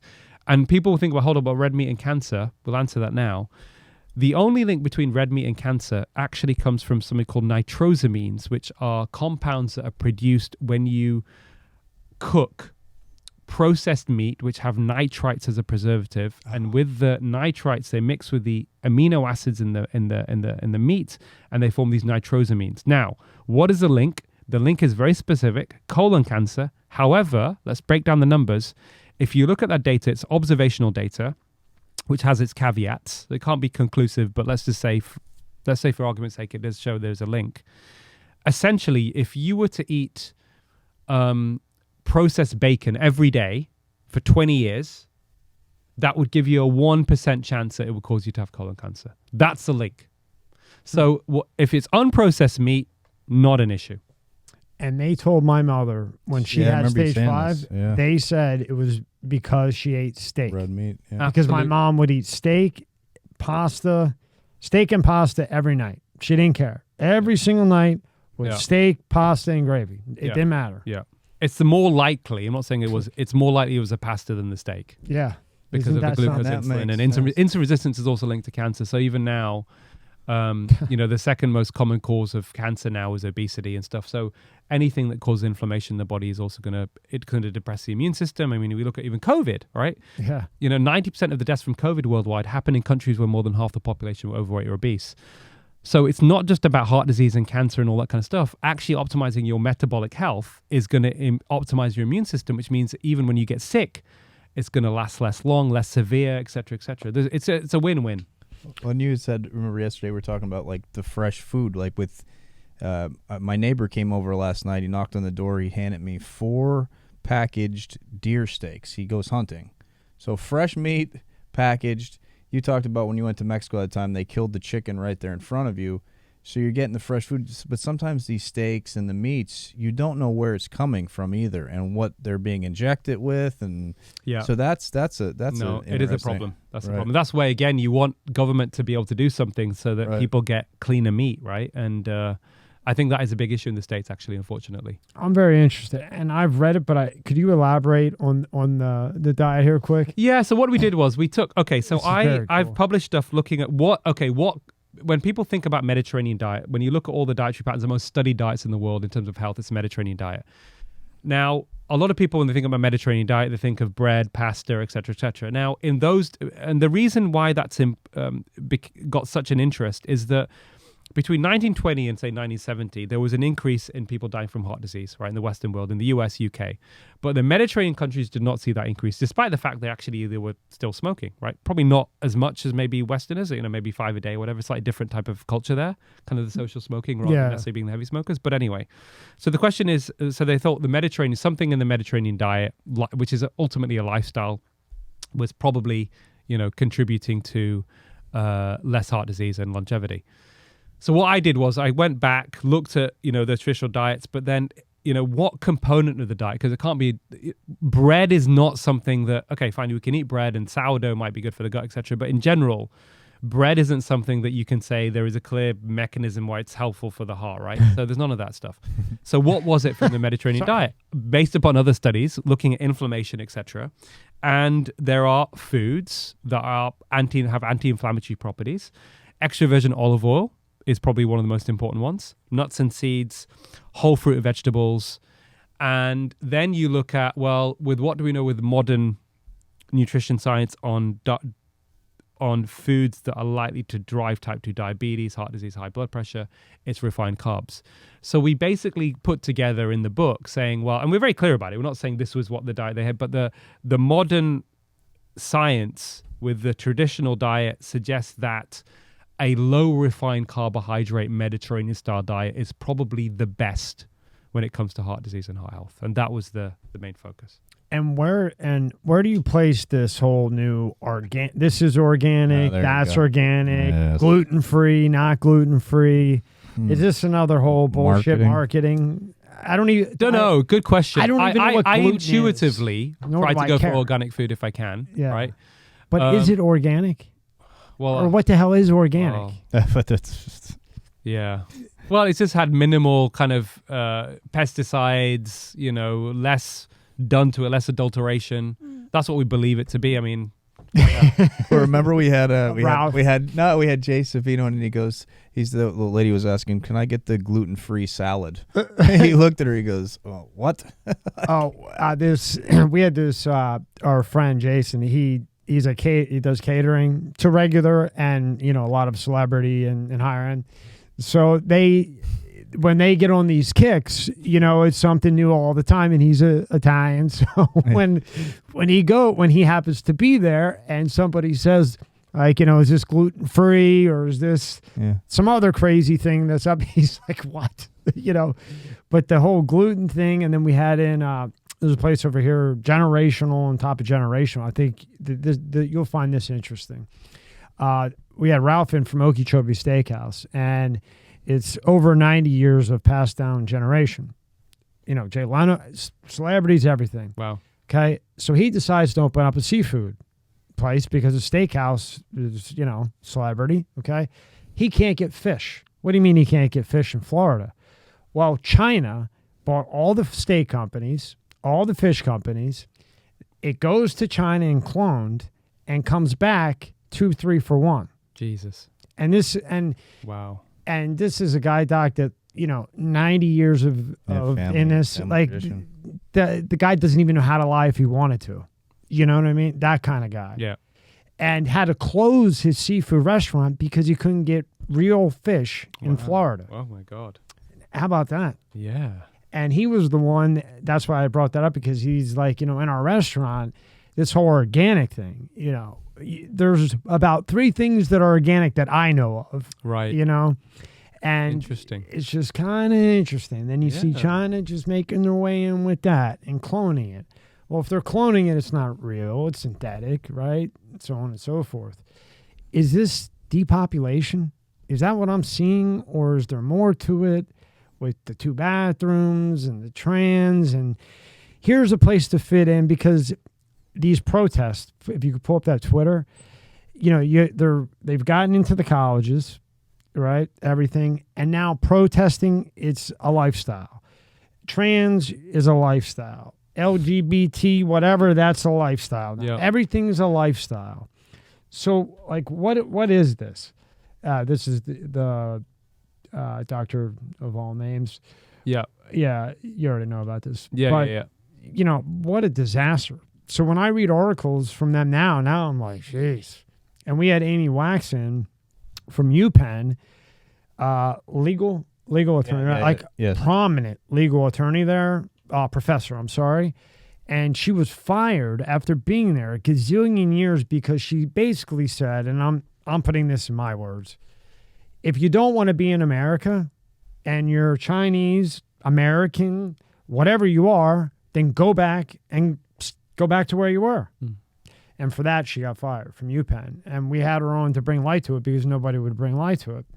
And over that statement, like a little statement like that, and then you see this. And to me, they're promoting genocide. And genocide actionable is really bad. Are you seeing that too? I mean, I don't think I've had enough understanding of this particular case to comment in detail, Tommy. I think there is a big issue with identity politics that has maybe got a bit out of control. And let's say if you look at the trans agenda, one of the things that I can comment on certainly is that, for sure there is going to be a very small minority of people that feel that their gender that they're born with is not the gender that they actually are, and I know people have had it done and had gender reassignment surgery, whatever else, and that's been going on that's been an issue maybe for many years. But I think what's happened is that there is if there's money to be made from something, then you're going to get it. It's going to be it's going to get undue attention. And there was a big scandal in the UK not so long ago where there were, I think, thousands of these operations taking place in one of these hospitals, which without going through due process, because again, it's an opportunity for making money. And then there's a PR machinery around it, right? And the PR machinery then creates a lot more attention on something. You're thinking, hold on a minute, why is this getting more attention than it needs? I'm all for people from minority groups making sure that they have, equal rights and they're not being discriminated against 100%. But this for me seems like, again, part of the system that we're in where, certain voices or certain arguments get blown out of proportion purely for the purpose of someone making money out of it. That's one of the ways. That's my perception of a lot of even this. It seems no different than the sugar and the fat and the COVID. It's just a different situation, over and over and over. Is that what it seems like to you? Yeah. I mean, absolutely. There are a lot of parallels, I think, that we have to just think about and try and understand in a little bit more detail. In terms of depopulation generally, I think that's an interesting term that you've come up with around, as you know, there are certain sections of people who think that the COVID vaccine was part of some sort of depopulation agenda. I don't think so at all. I think it was a mistake. It was a cock up. And then people tried to make money out of it. I think there is a separate discussion to be had in a rational way about, okay, do we have too many people? Is there something that we need to think about and have a discussion about? Like, should we be recommending, like they used to in China, that you should only really have one, think about just having one kid or whatever else? That has to be done through a proper, like, rational kind of discussion rather than kind of implementing specific rules. Unless, of course, there's a very clear evidence-based way with very good evidence. But again, you have to get people on board first and foremost before you enshrine anything into law. I don't think there's any attempt by anybody to deliberately kill people off. No. Right? No. But when you look, I think those things have been taken a bit out, like Bill Gates talking about it. Yeah. I think he's, I don't think he's a very good communicator. Yeah. I don't think he comes across very well. I think that there are a lot of people that are pissed off with him and the way that he's conducted himself and the damage that a lot of what he's doing around the world. And I get all of that.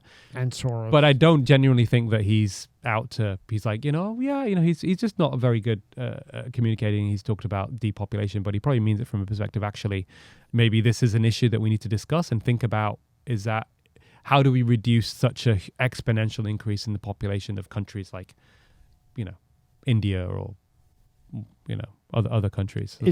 I just bring it up because it just seems every time there's something new, whatever it is, it's just divide. And is it like that over there? It's the same thing. Yeah, 100%. There's a lot more anger and disenchantment but again, if I come back to it from a health lens, I think, okay, what's causing deterioration in mental, physical, social well-being?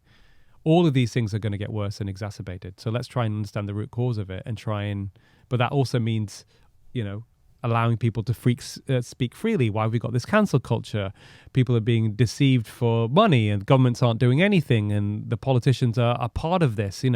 It's going to cause all of this tension. All of these things are going to it's a recipe for chaos. And that's why we're seeing more and more of this hostility around the world in so many different areas. Everywhere you look. You look. And the 21-day immunity plan. Tell us about that. Yeah, so I actually, I'd spoken out in March 2020 on Sky News to say, listen, we had this policy in the UK for lockdowns. Stay at home, protect the NHS, save lives. That was a slogan that came out from our Prime Minister Boris Johnson and the government. And I was like, well, hold on, there's a missing bit here. What about eat real food? Yeah. Right. So I started talking about this and it wasn't getting, there was no policy change happening. Then the next thing is I wrote an article in European Scientist calling about the elephant in the room, which broke the record for the European Scientist in the number of views, saying that there's a clear link with obesity here, metabolic health, and within 3 weeks, you can improve this. Why is this not part of public health policy? I wrote another publication in a medical journal. Then the next thing I'm on in the summer of, I think it was May actually of 2020, I was then on BBC News and Good Morning Britain. And I said, it's likely that our Prime Minister Boris Johnson got sick and got hospitalized with COVID because he was obese. right? He's already out of hospital then. I said it in a compassionate way. That then became a big news story. It was very nicely said. And I read the whole thing. Yeah, I mean. the Times then picked it up. And then my publisher, I was in the middle of writing Statin Free Life, said, listen, Aseem, you're getting more attention than anyone in the world on this. You understand in the depth. You've looked at this. Could you write a book? But can you do it in 6 weeks? I was like, okay. Wow. So I literally just in 6 weeks, and I think it was the quickest book. Whoa. It was Hachette, and I did it. And, it's not a long book. It was whatever. Still. And I got it out and became a Sunday Times bestseller. And in fact, actually before that, when I went on saying Boris Johnson got sick because of his weight, the Secretary for Health, Matt Hancock at the time, contacted me and said, could you advise me on links between COVID and obesity? And I said, Matt, what you need to do is exactly what you did with tobacco. You need to address the availability, affordability, and acceptability of ultra-processed food. That means tax ultra-processed food, ban, the sale of ultra-processed food in hospitals, for example, public health education campaign, boom, boom, boom. And that will help resolve the obesity epidemic that we've been trying to get on top of for years, that no one's done anything in government to sort it out. So that's how the book that then became a news story as well. Awesome. I love it. I love it. I get pumped when I hear it. I love it. Yeah. So that, and then we know now that a lot of that has been proven to be correct in the sense that if you look at the that's when you go like this. I know you can't yet, but later. Yeah. No, but again, the key thing is actually seeing people. No, but seeing people in populations improve. We're not there yet, and I think one of the reasons I've done this documentary that I'm doing now, I'm crowdfunding that we discussed on Joe Rogan, and we've got these amazing people we've interviewed. It's called First Do No Farm. Is really to uncover every layer of these system failures when it comes to pharmaceutical industry and even food industry, give people meaningful solutions as individuals, but also let people know that we're not going to solve this problem until the politicians get their act together, right? And actually, one of the primary purposes of government, other than protect their population from external aggressors, is to protect their citizens from disease. And they're not doing that. They're allowing the food industry, pharmaceutical industry to get away with effectively murder, killing for profit. They are the only people that have the power to be able to stop and to change the law so that we actually get, good quality drugs, real innovation, informed consent, truth about diet, right? These are the people. I know people don't like interference from that's fine, but people would be happy if they knew their governments were actually working in their best interests, and that's what they should be doing. And the documentary we're about to do, which we're finishing off the filming for, and hopefully will be out next Easter, First Do No Farm, plans to hit the whole of the social movement, but hit policymakers as well. And you think Easter will be out? Yeah. Hopefully Easter. Yeah. Do you think we're too, what's the word? Not nice. We care too much about people's feelings in this sense. You have a friend. He's overweight. He's well overweight. And if you say he's fat, you shouldn't say that to him, right? And maybe there's nicer ways to say it, but you're trying to look out for the guy. He's way overweight. He's not watching his diet. But if you call him fat, you're a terrible friend. You shouldn't do that. You're trying to help the man. Yeah. Do you think that we try to be too worried about people's feelings in that sense? I mean, I think so. Yeah, I agree. I think, but there's a way of approaching it, because obviously as a doctor, I have patients coming in for something else, and I might notice that they're overweight and say, and I would bring it up. And maybe I'm in a position where I'm able to, maybe without them feeling they're being offended, because I'm a doctor and they know that's my role. But, it's about having difficult conversations and trying to find a way to, because from your perspective, talking to your friend, there's no point in having that conversation if he's going to get offended by what you say. Correct. So therefore, how do you have that conversation to have the biggest impact on him? And that has to come from a place of compassion, in a way, saying, listen, I just want to say I'm your buddy. I care about you. I'm a bit concerned. Do you mind? I'm concerned about this. I'm not saying this because I think that it's all your fault. A lot of we get into situations without even knowing. There's a whole issue about addiction, and we're not, and then, and by the way, there's this book, or there's this guy, or this website. It's helped me. I want you to have a look. You might make a massive difference to you. And that's it. You've done your job. You've got it off your chest, and the rest is up to him. Right. See, I'm so used to the way I was raised, where my grandfather comes in and says, you're football, you're whatever it is, you look fat, go run. If not, I'm going to kick your ass so you do run. Those days are over. But that's how I'm used to. No, listen, that can work in the right circumstances, now right it's people. I had bullying. a quite strict father I consider myself probably one of the most disciplined people out there, in the sense that I did excelled at sports. My dad was very pushed me into he wanted me to become an international cricket player. Cricket's a big sport in the UK and India. And then, I studied hard, et cetera, and he was, I grew up in that kind of household, which I would say was probably relatively strict. I mean, the first thing he used to say to me after I came home from school wasn't like, son, how you doing? How you feeling? What's going on? How was your day? The very first thing for years, the first thing he would say to me when I came home, any marks. In other words, did you have any tests today and what did you get? That was the first thing. That's all he cared about. And it didn't matter. That was it. Right. But look at you. And if I didn't do well, it wasn't a good night. No. Oh, I understand. I understand. What do you got here, Rob? And this is yours, the No Farm. Yeah, First in a Farm. Yeah, I don't know if we've got time to just. Yeah. We're still crowdfunding for it, so we still need to make a really high quality production. We're still about $300,000 short, but hopefully we'll get there with some big donors coming in. But we've got some amazing. Please support us if you can. Share if you agree, and keep an open mind if you're not willing to do either. Yet. Thank you. Yet. In 1986, Ronald Reagan made it easier for American pharma companies to make more money. And in 1992, George Bush allowed them to spend some of that to directly finance the FDA. By 1999, drug giant Merck had falsified their own research to usher a new arthritis drug onto the market. Vioxx would kill an estimated 55,000 Americans. But that was just for starters. In the last 2 decades, Big Pharma has been fined tens of billions of dollars.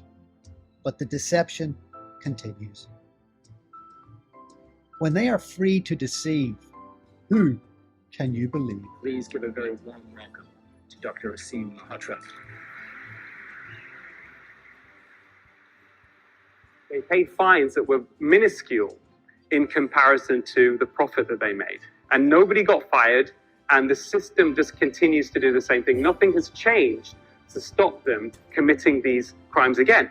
Top executives should be held personally accountable so that they would need to think of the risk of imprisonment when they consider performing or acquiescing in these crimes.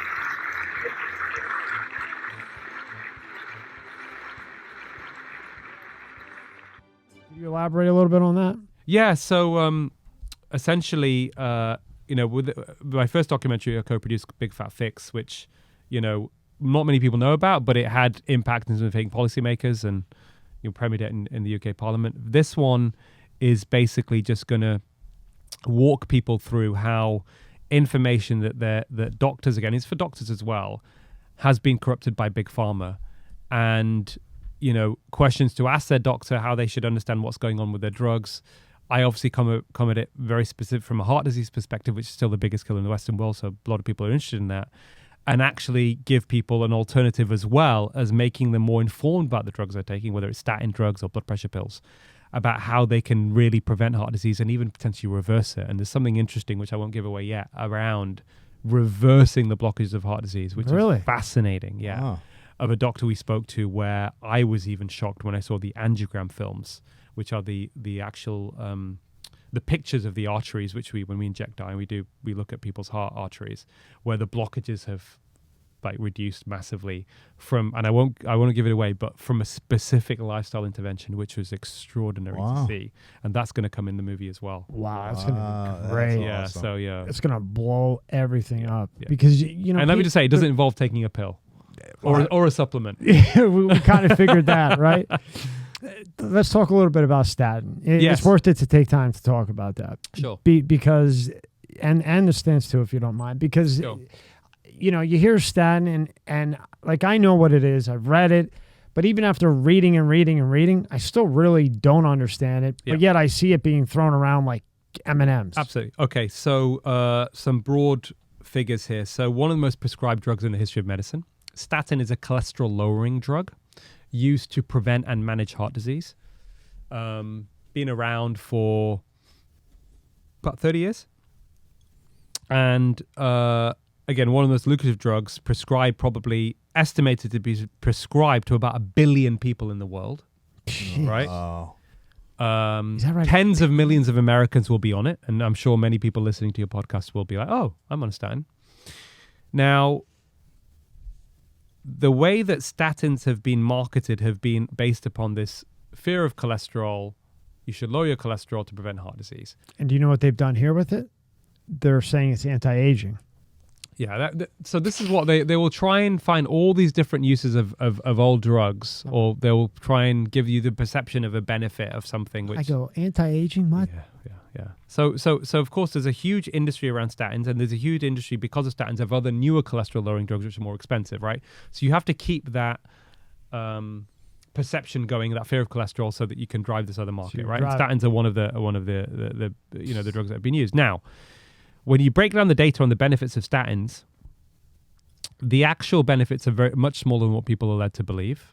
And just to give you an example and an accurate one, if you've not had a heart attack and you've not been diagnosed with severe blockages, even if you've got so-called a bit of high cholesterol, which isn't a risk factor for heart disease anyway for most people, but let's just say you've been told you've got high cholesterol. The benefit of a statin, taking religiously every day for 5 years, based upon drug company sponsored studies which have never been independently verified. So let's just say likely best case scenario is 1 in 100. So if you came to me and I was at a consultation, this is what I do with my patients, say, Doc, should I take a statin? I'm worried about heart disease. I'll say, Tommy, you're in low risk category, which is, by the way, most people who are taking statins are in the low risk category, by the way. But they're not told this. There's a 1 in 100 chance, and if you don't get side effects, there's a 1 in 100 chance of this drug preventing you having a heart attack or stroke in the next 5 years, but it will not prolong your life by 1 day. And then I would say to the patient, well, how do you feel about that? And Tommy, what would you say? Do you want to take that pill? Hell no. There you go. So that's called informed consent. It's called ethical evidence-based medical practice, right? But you're still allowing the patient to make the decision. Exactly. But the patient sometimes may say, what do you think, Doc? And I'll say, well, in my view, I don't think you need it. And they might say, what's an alternative? And I'll say, well, Mediterranean diet, low carb, do a bit of exercise. What's happening with your sleep? How are your stress levels? Boom. That's going to have a much bigger impact. Let's talk about that. And let me give you a plan that you can work on, right? So there's an alternative. If you've had a heart attack, benefits are higher. And that benefit is still not maybe that great. 1 in 39 chance of it preventing you having a further heart attack in the 5-year period. And 1 in 83 in terms of saving your life, right? Another way of looking at the statistics is if you look at those drug trials, industry sponsored, in the people that didn't get side effects, we'll talk about side effects in a second, didn't get side effects, the median increase, close to average, increase in life expectancy over 5 years in people who had heart disease, the highest risk people who are going to benefit from them, was just over 4 days increase in life expectancy over a 5-year period. Now, most people, again, not told this, but it's important information for them to know for lots of reasons. Not just the ethical reasons, but again, what else are they doing? You have the illusion of protection. So people I know come in, and there were studies showing that people who took statins end up more overweight than people that didn't take statins, who are in the same, age and risk profile, because they think I can go to McDonald's now and eat my burgers because I'm on statin, my cholesterol's low, right?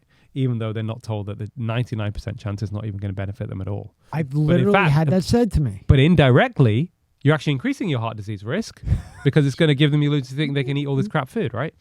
So that's really the issue with statins. Now, the controversy has also been on the issue of side effects.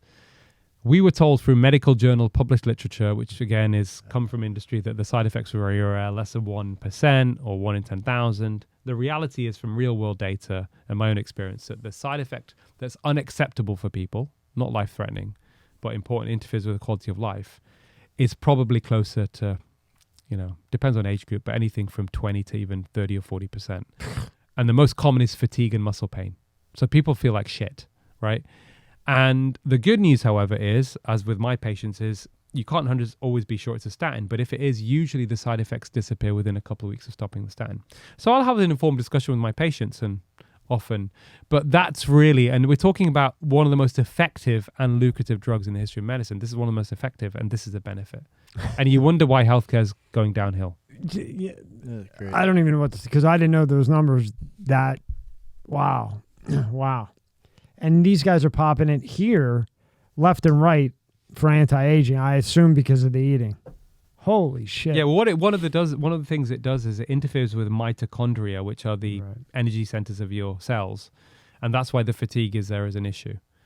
So, I'm all for people taking statins as long as they're fully informed and they want to take it on those stats, that's fine. But a lot of people would think, hold on a minute, that's not.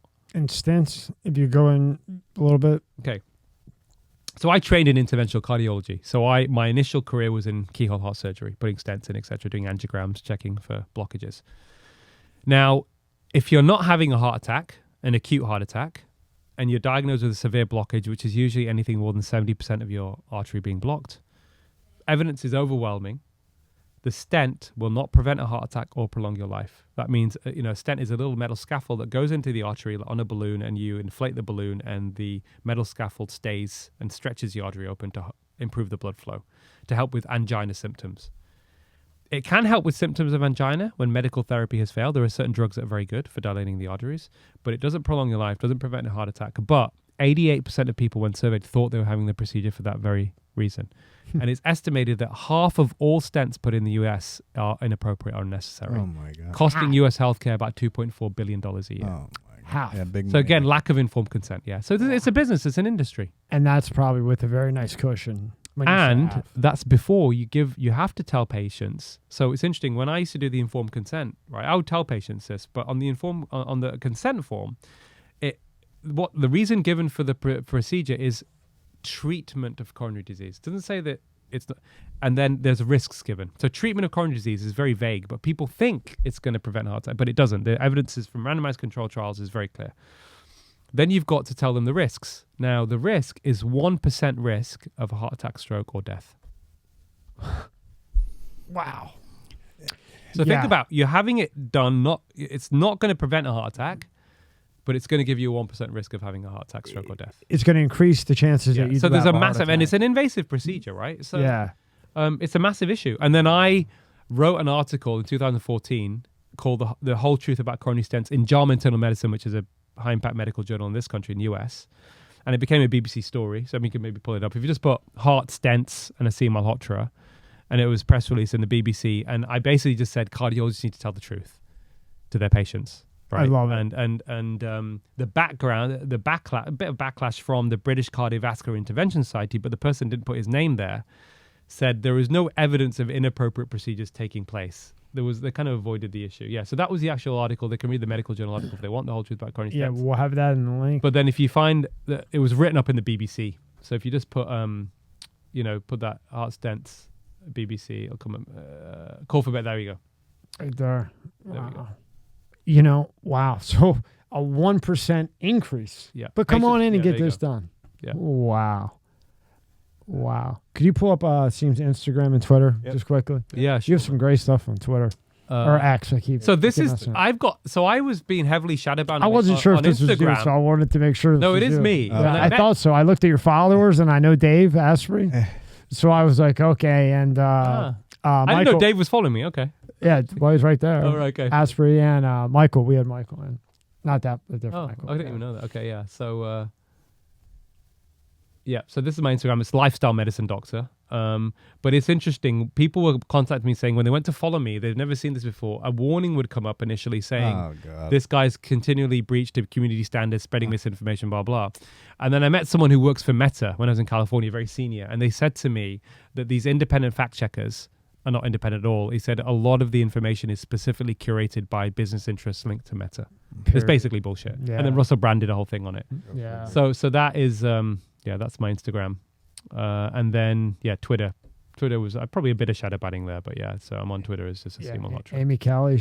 We had Amy Callie on. She was very interesting. Very, very. I just have one. Scroll down a little bit, Rob, as you ask. One quick question for you. So, I talked about my dad who has, seems like very good health for being 84. Stop right there. And then on the opposite side, I have my mom she had polycystic kidneys, had a kidney transplant. She's on pills A through Z. And some heart issues too. Anti-rejectory drugs that she takes from having the surgery, and her blood pressure fluctuates up and down like crazy, dizzy, tired, all this different stuff. And it just seems to me, and I've had this conversation with her, but she's older, and it's like, my doctor told me this, that. But they put her on all these different pills. One interacts with another pill. One does this, one does that. Okay, let's try this, pull this off. How is, a person who's had, my mom and maybe other people who have sick family members, where do you question it to be to the doctor and say, all right, doc, she's on 12 pills. can we pull her off most of these? Like, how does what that conversation should people have there? Just ask that question. I mean, polypharmacy is a big issue. A lot of older people are on so many different combinations of drugs which have never been tested in combination. Right. A lot of the trials in drugs are in single drugs, right? And that's a big problem. There are interactions and there are side effects, etc.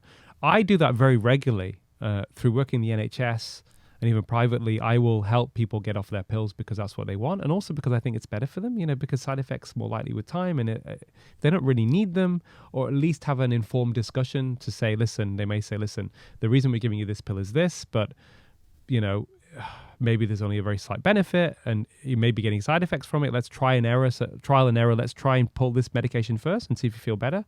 If it's not working, then put you back on it, try a different one, depending on how she's feeling. So I would just, obviously I can't comment on your mum's specific case because I'm not a doctor, but in general, for people listening, is just go to the doctor and say, listen, I don't feel great about being all these pills.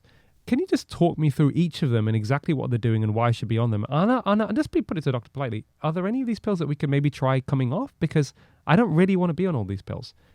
Put that on the doctor. And if the doctor's a good doctor, they will help reduce those. Because the doctor knows that, that's... I compare it to as a kid, you used to take the soda cup and you went to the soda machine and you would do Coke and then you'd do orange soda and then you would do Mountain Dew and see what it tastes like, right? Yeah. And some would be like, oh, that tastes like shit. And then you go, okay, Mountain Dew mixed with this, it tastes good. But all these pills, it's like the same thing. It's just all this mix. Well, this interacts with this. Does it? Do we know? Does this affect that? Does that do that? Yeah. So it's and crazy. Also, and if the patient isn't feeling well, quality of life's not good, then I think it's a good reason to start, looking at the first thing I always look at now when a patient comes in with anything, any condition, any complaint is, could this be a side effect of the medication?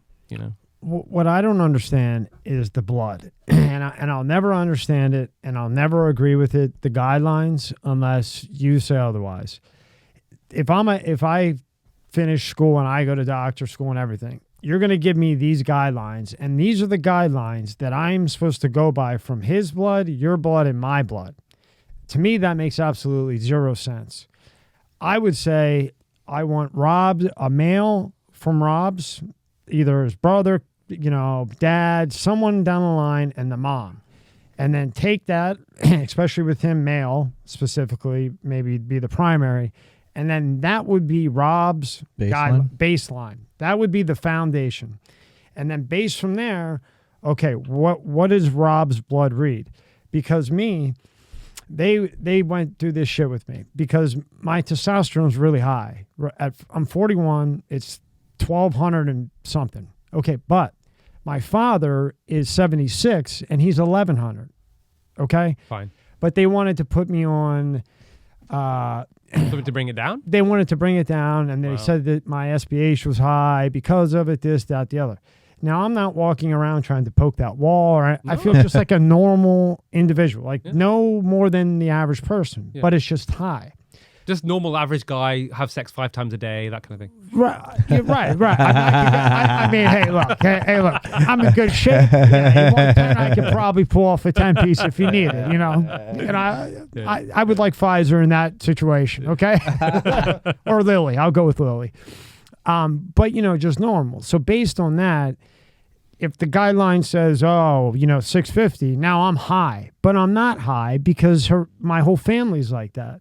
So just based on that, how can I go by the guidelines that, these cells are high, your sugar's high, this is, how? They're guidelines, not tramlines. So I think, again, in that situation, it's very interesting. The fact that your father was also, did you tell your doctor that? Did you say, by the way, my father's 76 and his is 1,100? Oh, this may be just, so, when they look at normal range, it basically means that your level falls within 95% of the population.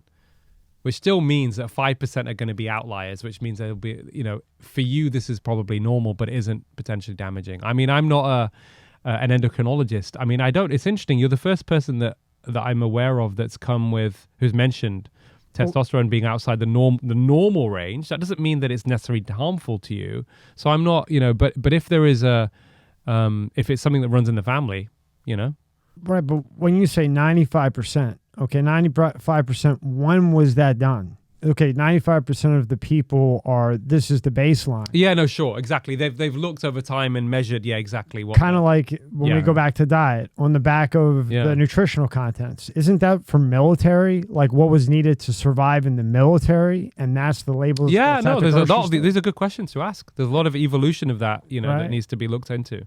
I just thought that was interesting to bring up because when we're talking about all this dietary, you look at the label and I need this, this, and this. No, that's what they needed to survive in World War II when they're out there, technically. Listen, a good rule of thumb in medicine, though, is if something ain't broken, don't try and fix it. If you're generally in good quality of life and feeling well, in general, it doesn't mean we should be messing around with you. Yeah. Yeah. Pull up his website, and then we'll let you out of the handcuffs. You are from London, so, I got to get everything. What do you think about NAD? The injection?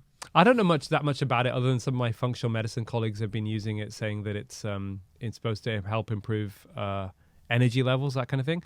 I've had it. I tried it myself. Mm-hmm. It didn't touch me. It didn't do anything for me. I'd like to elaborate just real quick on it. So in the U.S., they say go take an IV. Yeah. Sit there 4 hours like this. Okay, those are the Proctals. The China Proctals are 30 days, 250 milligrams per day, 30 days straight, 3 months off. The 4th month, you take NMN, powder form by drink, and then go back on it. And wow. in China? In China. Oh, wow. And the Proctal, they state adds years to your life, alcoholism, addiction, think better, but no energy. So what is the U.S. doing? The U.S. is sending NMN as NAD. So when you get what is that? What is NMN?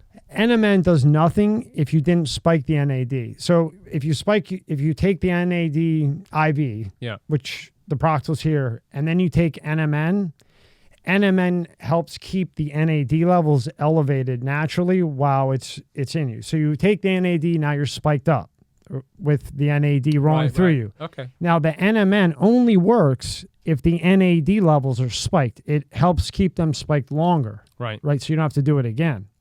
The U.S. is like, do it quick. China is this way. Then I looked at the studies. And it's also expensive, right? It's not cheap. It's cheap as hell in China. Okay. It's nothing. In the U.S. is $500 for 5 ml. Okay. In China, 5 ml is $10. Right. In countries where they pay their own insurance, where they pay for everybody's insurance, I believe Peru, Portugal. I know Portugal for sure. If you're addicted to alcohol, if you're addicted to cocaine, it's very simple. Librium, NAD 30 days. Right. Interesting. Wow. Kind of odd, right? Very interesting. Yeah. And the same thing with the Proctals for COVID. Have you done NAD then? Yeah, I did. And did you notice anything? Yes, I did. Completely changed my... I did it the Proctals the way the China did in about 30 days? Yeah. And how many hours a day were you hooked to an IV? No IV. Oh. See, that's where it's so wrong. Oh, sorry. It's IV. The NAD is meant to be an IV. Oh, it's oral?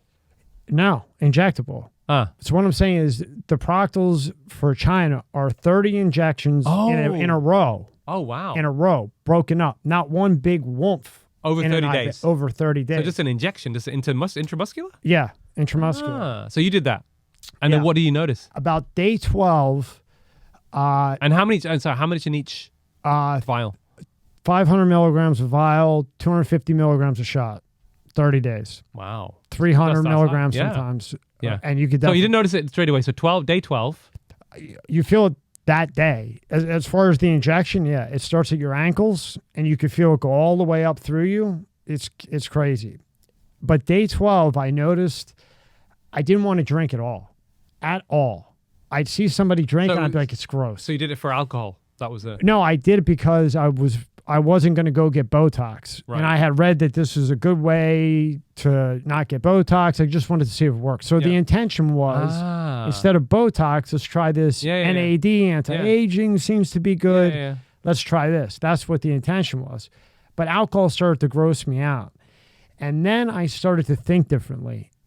I don't know how to explain it other than I was able to realize what was important and what wasn't, if that makes any sense. Things started firing more correctly. Mental clarity was increased. Mental clarity, but not on a mental clarity like I read something and remember it. Mental clarity in a one self form. Spiritual almost. Yes, where Yeah. you find yourself more and what's important. It's really an odd thing. Wow. It's really odd when done like that. And then I thought maybe I'm just a psychopath or a nutcase or something's wrong. So a couple of my friends went to their doctors and said, hey, can I do it this way? And they got it prescribed that way. Day 10, 12, right, Rob? I had them back in just to tell me on here, right? And they're like, it happened. I don't know how to explain They're it. more at peace, basically, as well, mentally. Yeah, as well. and they could. And did it last? Has it continued? Yes, Wow. it lasted. And wow. 3 of the individuals had hernias and were about to get surgery. After 15 days, the hernia was gone, completely gone. So it has other effects on the body. Yeah. Fascinating. Really Really interesting. Yeah, Yeah. I need to look into it more. There's a clinic in London where I've got some affiliation with them, and they're doing all this NAD stuff. So I'll speak to the doctor over there. Yeah, and let see me what know he what you thinks. hear. Because again, whenever anything's I start to get shit. But I do know I fire right. So here's the website.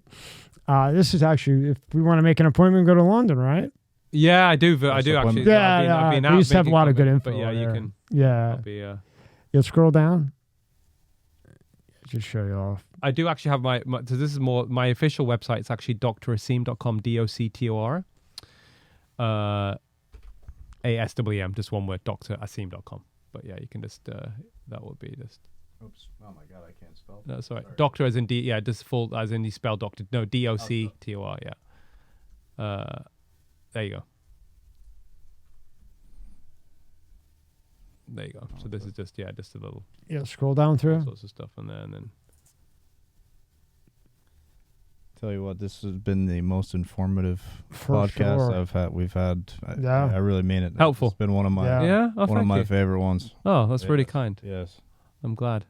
I mean, we could probably be here for 4 more hours. I have questions about psychedelics and everything, but this has been amazing. Yeah, last thing. What do you think about the psychedelic? Oh, that's a good one. The cardiologist tells Piers Morgan exercise is useless for obesity. Oh yeah, Pierce Moore. Click on that. I know. I like Pierce. I like Pierce. Yeah. No, I've You like him? Yeah. No, I've had a good I've had good interaction with him actually a few times. So yeah, but yeah, I think this is at the end of. Oh, it's a bit of a long one here. I don't know. I think there's a bit towards. I think this was a bit with the obesity. Yeah, this is the one where I said Boris got sick because of his weight, I think. Oh.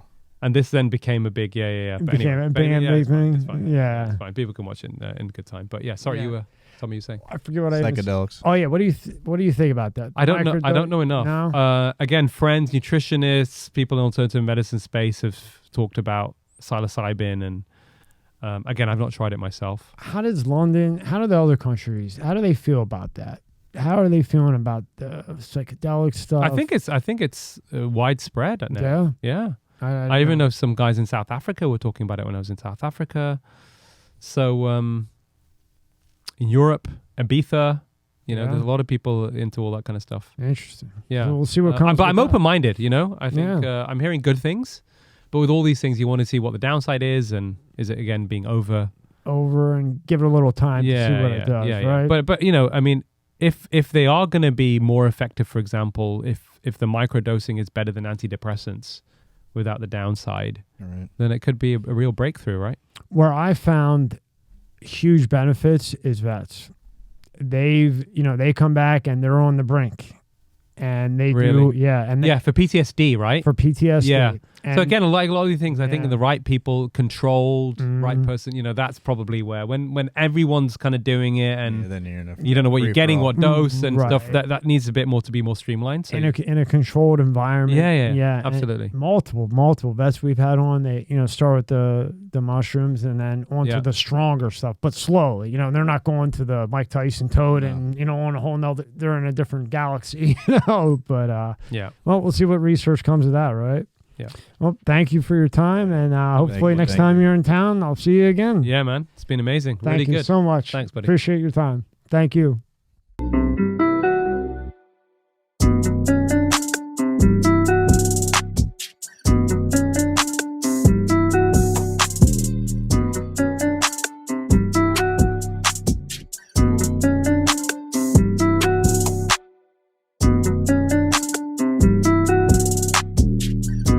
This podcast is brought to you by Monster Energy. Tear into a can of the meanest energy drink on the planet, Monster Energy. It's the ideal combo of the right ingredients in the right proportion to deliver a big bad buzz that only Monster can. Monster packs a powerful punch, has a smooth, easy drinking flavor.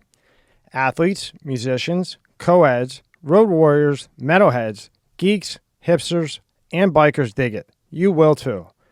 Monster Energy is more than just the green OG.